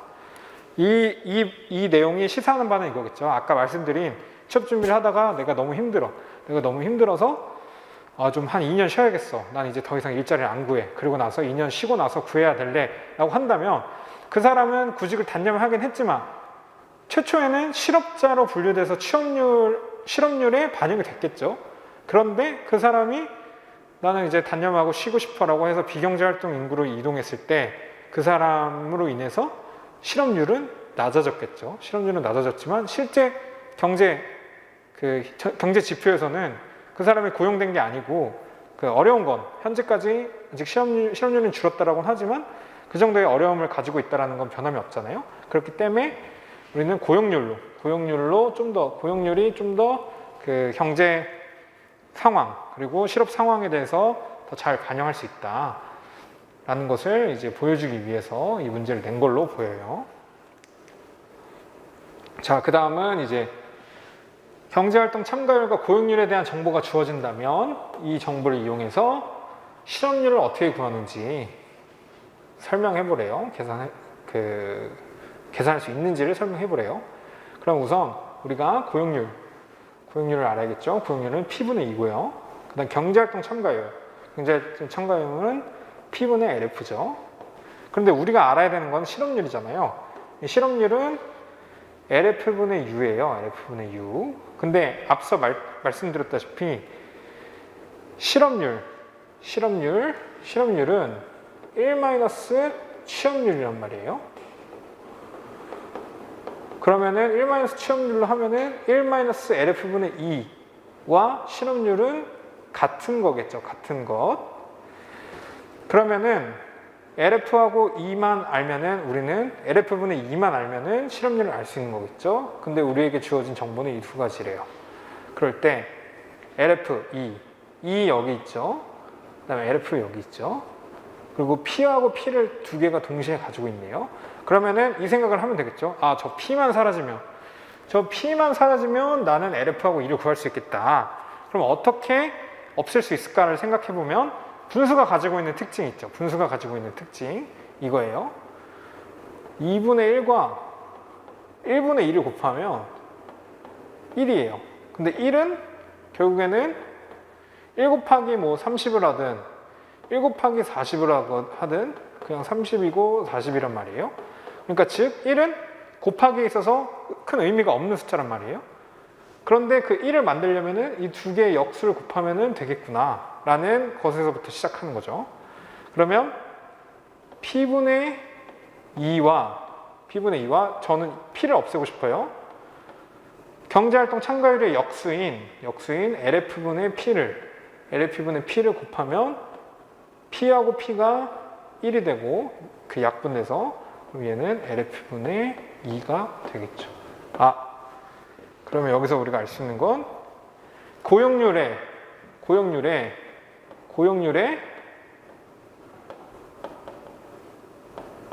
경제활동 참가율의 역수를 곱하면은 얘는 즉 취업률이구나.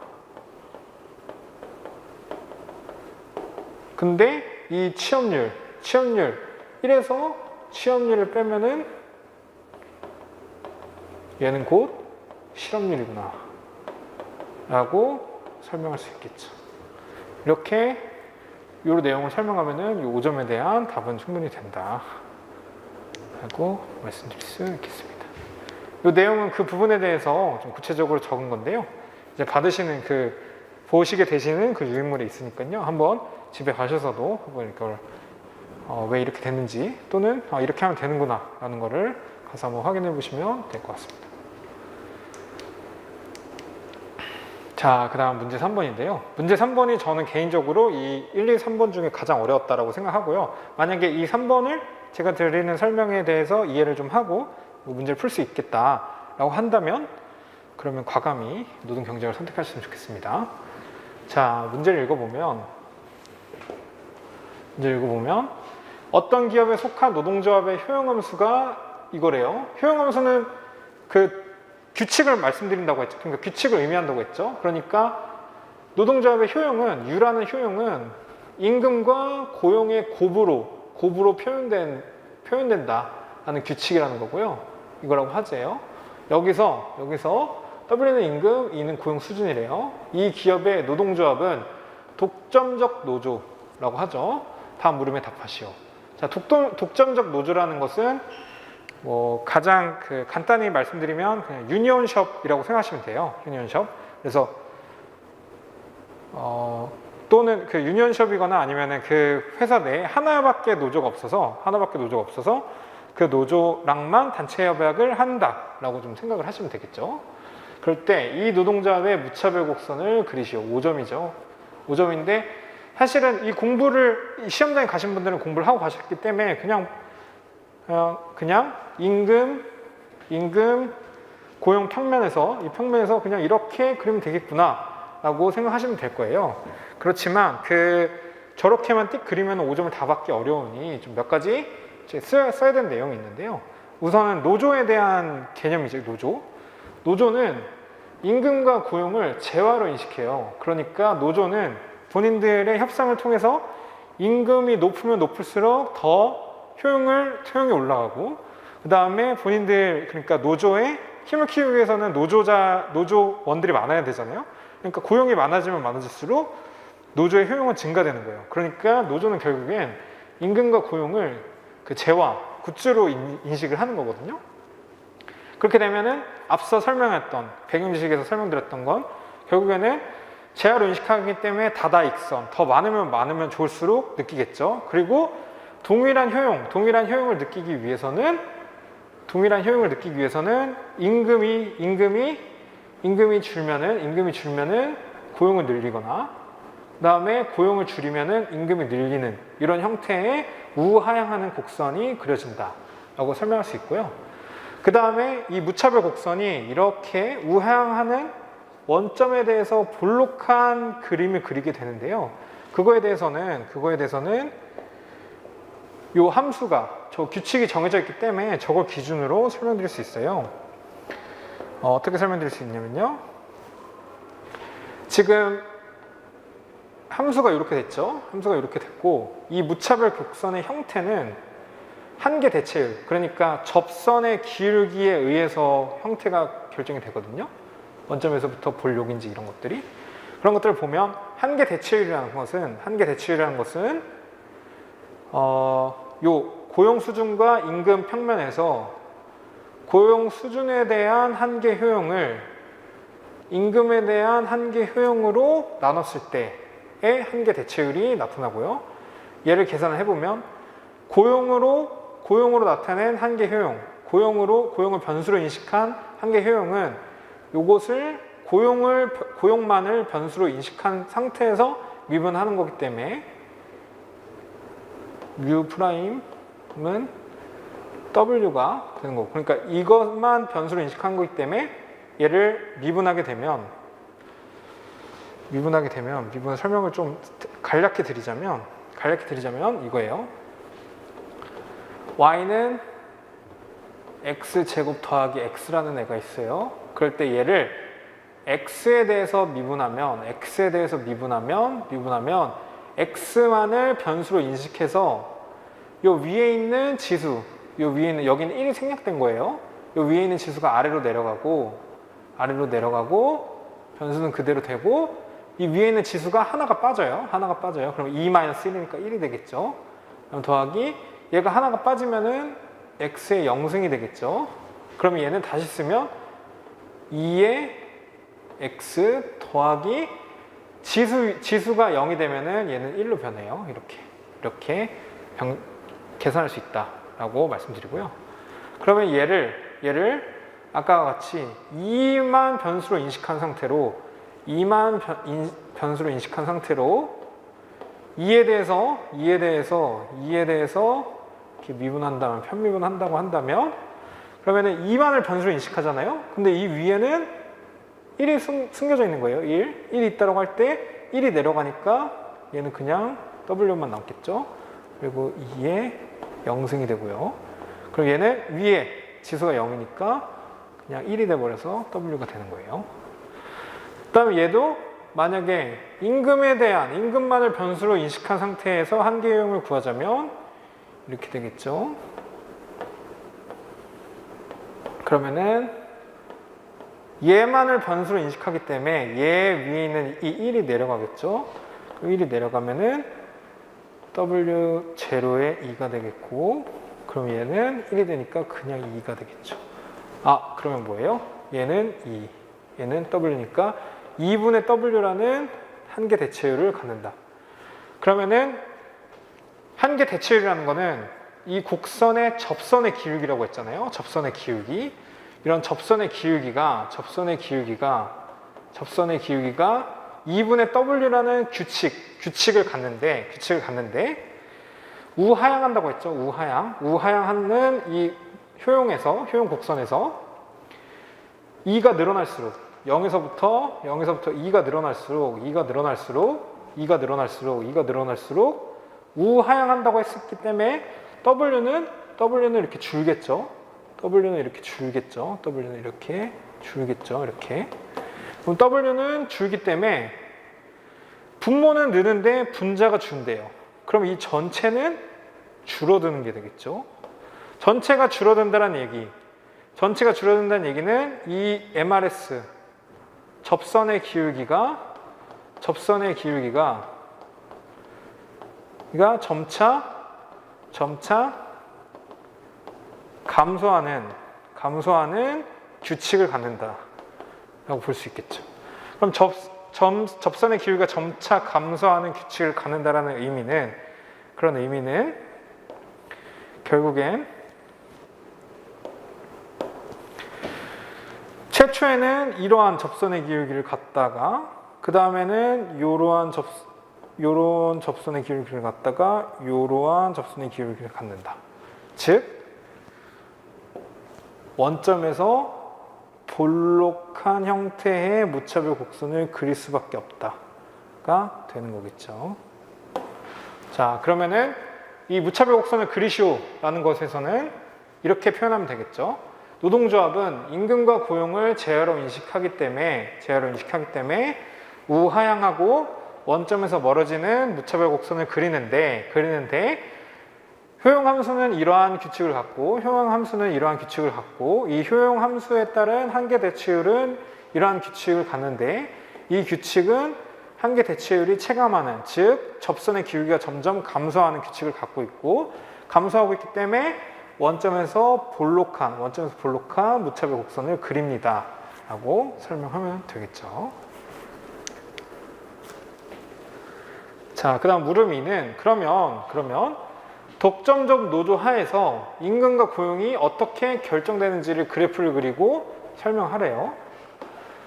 그러면 이렇게 생각하면 되겠죠. 이 독점적 노조는 결국에는 임금과 고용을 선택을 할 텐데, 그러니까 임금과 고용, 임금을 이제 제시하거나 선택을 하거나 할 텐데, 그럼 어떠한 상황에서 선택해야 되느냐를 먼저 설명을 해야 되는데요. 그 설명에 앞서서 노동조합과 기업 간의 관계를 좀 생각을 해봐야 돼요. 우선 노동조합은 노동 수요 곡선을 제약선으로 인식을 하거든요. 그 이유는 노동조합이 아무리 저희 그 노조의 효용을 극대화하기 위해서 올해 1000명을 뽑아주세요 라고 하면 그게 불가능하잖아요. 기업이 그 해에 예산이 있고 뽑을 수 있는 근로자가 한정되어 있기 때문에 기업이 가능한 형태 안에서 임금과 고용을 결정해야 된단 말이에요. 그러면 결국에 노동조합은 노동 수요, 그러니까 기업이 노동을 어떻게 수요할 건지, 어떻게 근로자를 살 건지에 대한 내용에서, 그 곡선 안에서 제약을 받을 수밖에 없어요. 그런데 나중에 배우시겠지만 노동 수요 곡선은 임금, 고용 평면에서 이렇게 우하향하는 곡선이라고 말하는데요. 그러니까 직선과 같은 형태의 노동 수요 곡선을 그려요. 노동 수요 곡선을 그리는데 결국에는 노동조합은 이 선을 벗어나는 선택은 할 수 없는 거예요. 할 수 없는데 근데 그럼에도 불구하고 노조는 효용을 극대화하려고 하겠죠. 그래서 만약에 독점적 노조가 아니었던 그냥 노조였던 사람이 시장 균형에 의해서 여기 위에서 기업이 고용을 하고 여기 위에 임금을 받아들이고 있다라고 한다면 만약에 이 노조가 독점적 노조 지위를 활용해서 본인들의 효용을 극대화하기 위해서 원점으로부터 먼 새로운 효용을 찾았는데 그것이 결국에는 기업이 수행 가능한, 기업이 허용 가능한 그런 노동 수요 곡선 위에 접하는 요 점에서 새로운 균형이 발생될 수 있겠죠. 그러니까 기업은 나는 여기까지만 가능해. 노조는 우리는 효용을 극대화하고 싶어. 그 두 가지 타협선인 요 점에서 결국에는 노조는 요 정도의 임금을 협상하도록 하겠죠. 이 정도 임금 주세요 라고 하겠고 그에 따라서 기업은 요만큼의 고용을 하게 될 것이다. 그래서 이 부분에서 독점적 노조 하에서 임금과 고용이 결정된다 라고 말할 수 있겠죠. 그러면 이 비교를 통해서 우리가 설명할 수 있는 것은 결국에는 만약에 이 점에서 시장에 의해서 고용과 임금이 결정됐다고 한다면 독점적 노조 하에서 고용은 줄고 임금은 늘었다라고 할 수 있는 거겠죠.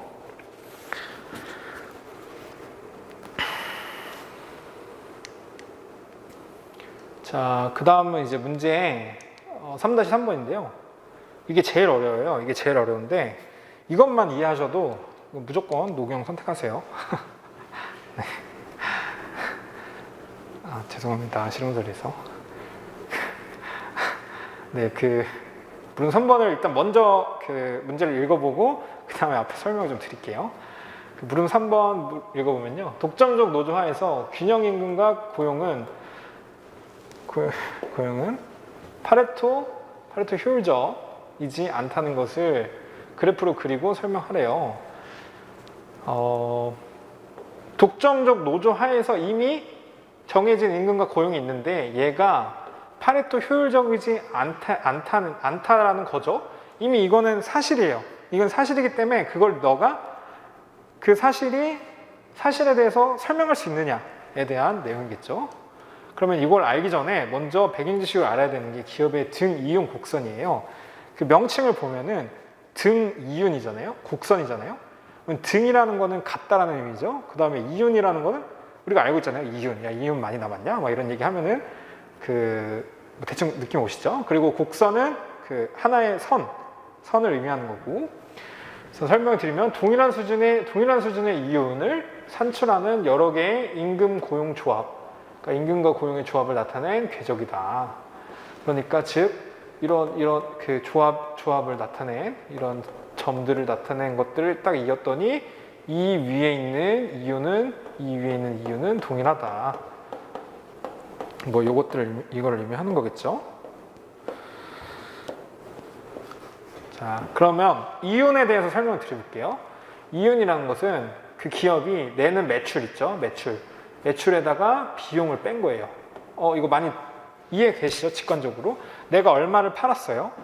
내가 얼마를 팔았는데 그 파는 데에는 당연히 뭐 사람을 썼으면 인건비도 들어갔고 내가 사무실도 빌렸고 뭐 전기세도 썼으면 비용이 발생될 거 아니에요. 그럼 그 두 가지를 뺐을 때 순순히 나한테 남는 거, 순순히 기업이 가져가는 거, 그거를 이윤이라고 말을 하겠죠. 근데 이윤은 저희가 또 수학적으로 규칙을 나타낼 수 있어요. 규칙을 나타내면은 이거예요.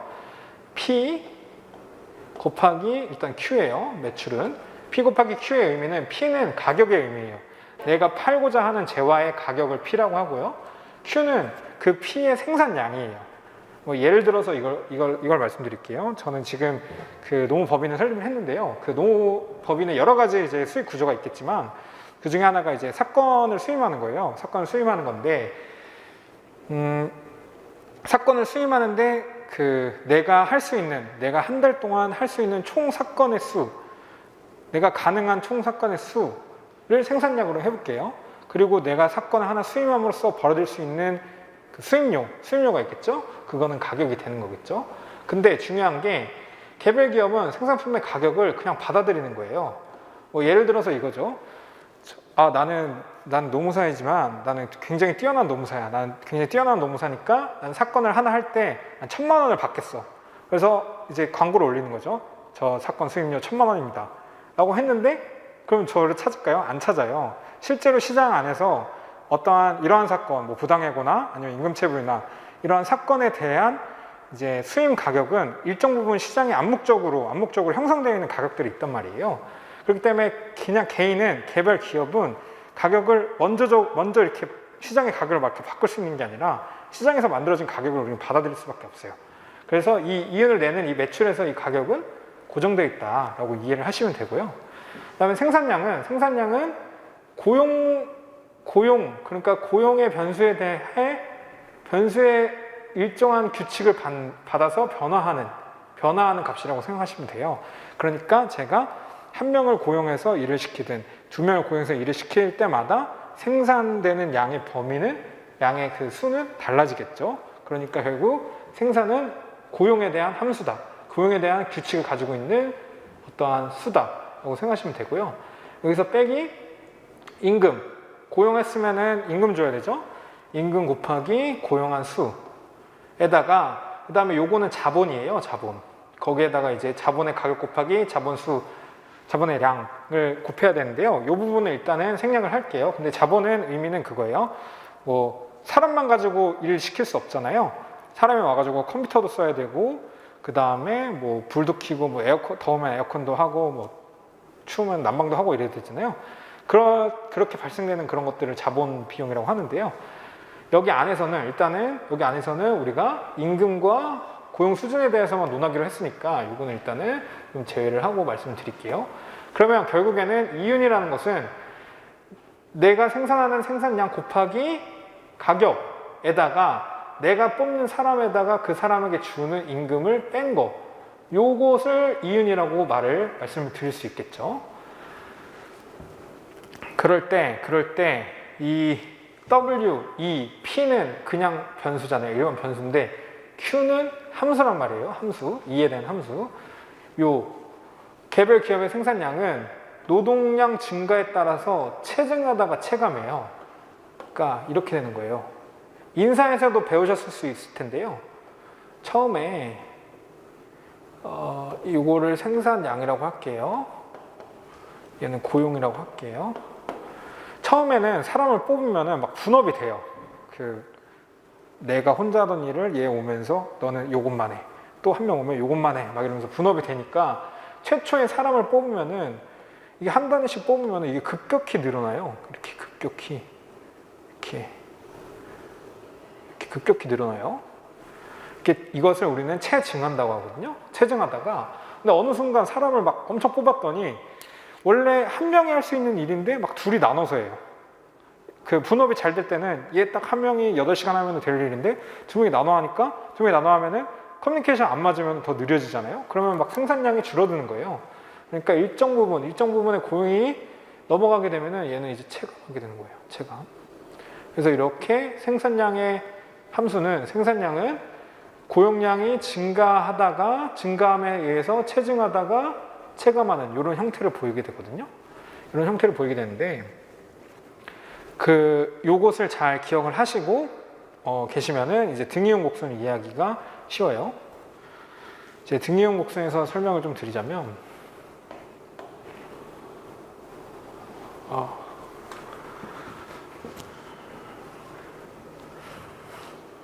잠시만요.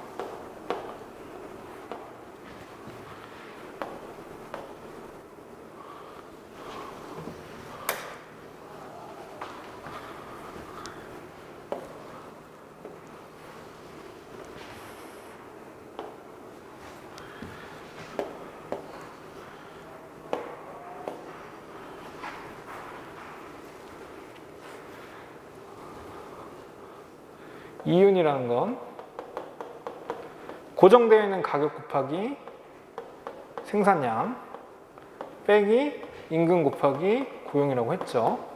근데 우리는 등이윤 곡선을 하는 거예요. 등이윤 곡선.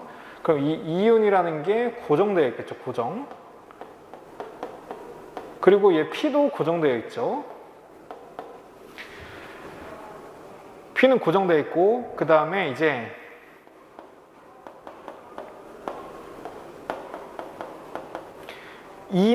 E에 의해서 Q가 변화되잖아요. E에 의해서 Q가 변화되기 때문에 만약에 E가 는다면 초반에는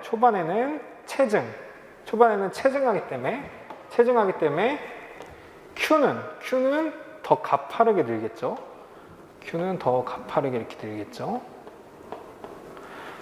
근데 우리는 이윤을 고정시켜야 돼요. 이윤을 고정시켜야 되기 때문에 고정된 이윤에 대해서 궁금하기 때문에 얘가 고정되어 있고 얘가 가파르게 늘죠. 근데 얘는 그냥 적당히 늘어요. 그러면은 요 빼는 이 임금은 얘는 가파르게 느는데 E는 살짝 늘기 때문에 W는 거기에 맞춰서 증가할 수밖에 없겠죠. 증가할 수밖에 없기 때문에 최초의 이윤 곡선은 E가 늘 때 W가 증가하는 이런 형태를 그리게 돼요. 그러다가 만약에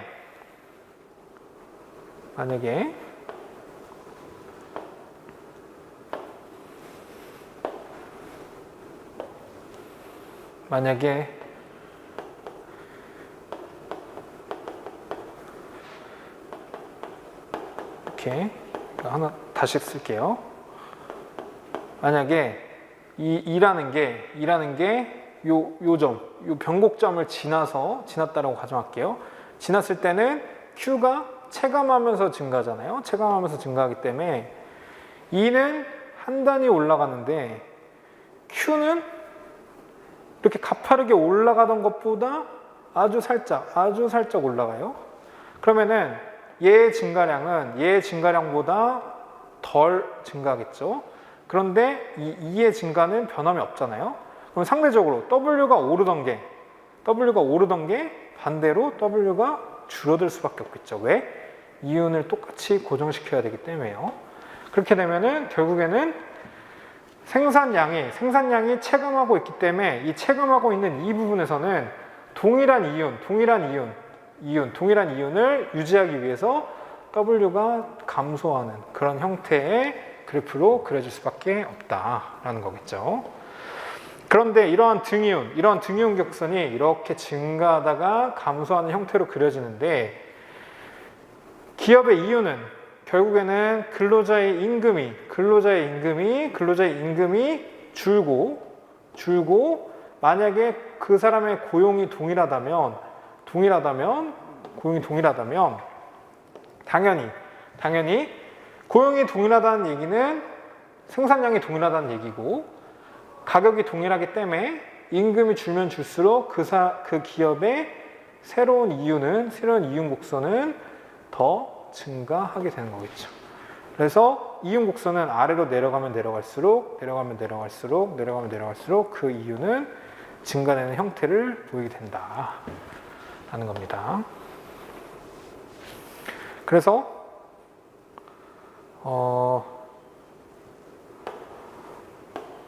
결국에는 기업은 이러한 형태의 등이윤 곡선을 그리게 되고요. 그 등이윤 곡선에서 시장에서 주어지는 임금과 그 이윤, 그 사람이 그 기업이 가질 수 있는 이윤 중에서 가장 높은 요 지점이 만나게 되면은 여기서 근로자를 채용을 하게 되고요.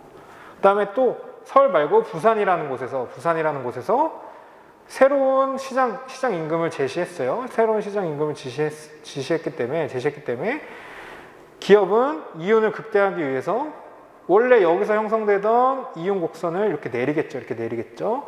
내리다가 새로운 등이윤 곡선과 딱 맞닿는 요 부분에서 고용을 선택을 하게 되고요. 이런 식으로 계속적으로 요 선택하는 선을 이렇게 이었을 때 기업은 이러한 수요 곡선을 그리게 된다라는 겁니다. 요 부분은 지금 이해가 안 되시면은 그냥 넘어가셔도 좋고요. 우선 알아야 되는 거는 기업은 이러한 등이윤 곡선을 그리며 이러한 등이윤 곡선은 아래로 내려가면 내려갈수록 더 크다라는 사실만 이해하시면은 이 문제를 푸는데 전혀 문제가 없으십니다. 자, 그러면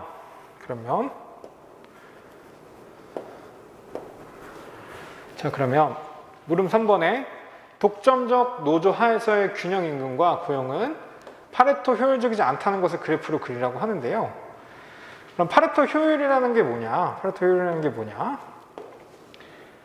자, 파레토 효율적이지 않다라는 것의 의미는요. 그 파레토 비효율적이다라고 말할 수가 있겠죠. 그리고 이것은 자원을 재분배함으로써 모든 사람을 이전보다 못하지 않게 만들어줄 수 있고 동시에 적어도 한 명은 이전보다 더 낮게 만들어줄 수 있음을 의미하는 거예요. 그러니까 나와 내 친구가 있는데 뭐 그 둘 간에 무슨 교환을 한다고 생각했을 때 한 명이 손해가 안 보면서 이 사람의 효용이 더 증가했어요. 그러면은 그 자체로 현재 상태, 그러니까 더 나아질 수 있는 상태에 비해서는 파레토 효율적이지 않다라고 보면 되는 거예요. 여기 설명을 드리면서 한 번 더 설명드릴게요. 자, 아까 최초에 독점적 노조 하에서의 균형 임금과 고용에 대해서 설명드렸어요. 그건 뭐냐?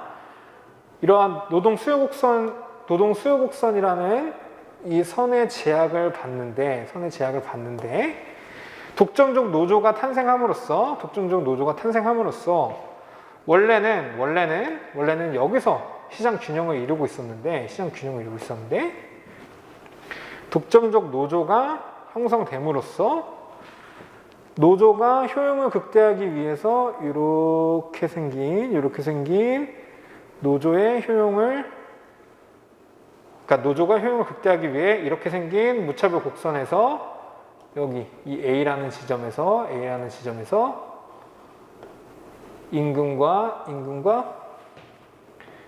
임금과 고용을 선택하게 될 것이다. 그래서 이 A라는 점이 독점적 노조의 균형이 되는 거겠죠. 근데 우리는 기업의 이윤을 나타내는 곡선은 등이윤 곡선이라고 말씀드렸어요. 그래서 이 노조에 있는 그 노무사라고 해볼게요. 노조 안에 있는 노무사가 한번 협상을 해본 거예요. 협상을 했어요. 사용자하고 이런 협상을 했어요. 지금 여기서 균형이 이루어졌다고 했죠. 여기서 균형을 이루고 있는데 이 균형 위에 있는 기업의 등이윤 곡선은 요거예요. 요거예요. 그래서 여기서 이윤 I1이라는 이윤을 느끼고 있어. 근데 노조에 있는 노무사가 아 맞아. 지금 기업은 이러한 어차피 등이윤을 가지고 있는데 우리는 효용을 극대화하기 위해서 요 형태의 효용보다 더 원점에서 먼 새로운 효용을 누릴 수 있으면서 기업이 동일한 이윤을 누릴 수 있는 요 새로운 시점을 발견한 거예요. 그래서 아 기업은 어차피 이윤이 동일하니까 손해볼 일 없고 우리는 효용을 더 늘렸으니까 더 이득이고 그런 시점을 한번 우리가 제안을 해보자. 제안을 했을 때 기업은 당연히 우리의 기업 이윤은 변함이 없기 때문에 수락을 하겠죠. 그럼 여기서 노조와 기업이 새로운 계약을 체결하게 되고 그 계약에 의해서 새로운 고용과 새로운 임금을 선택을 하게 되는 거겠죠. 또는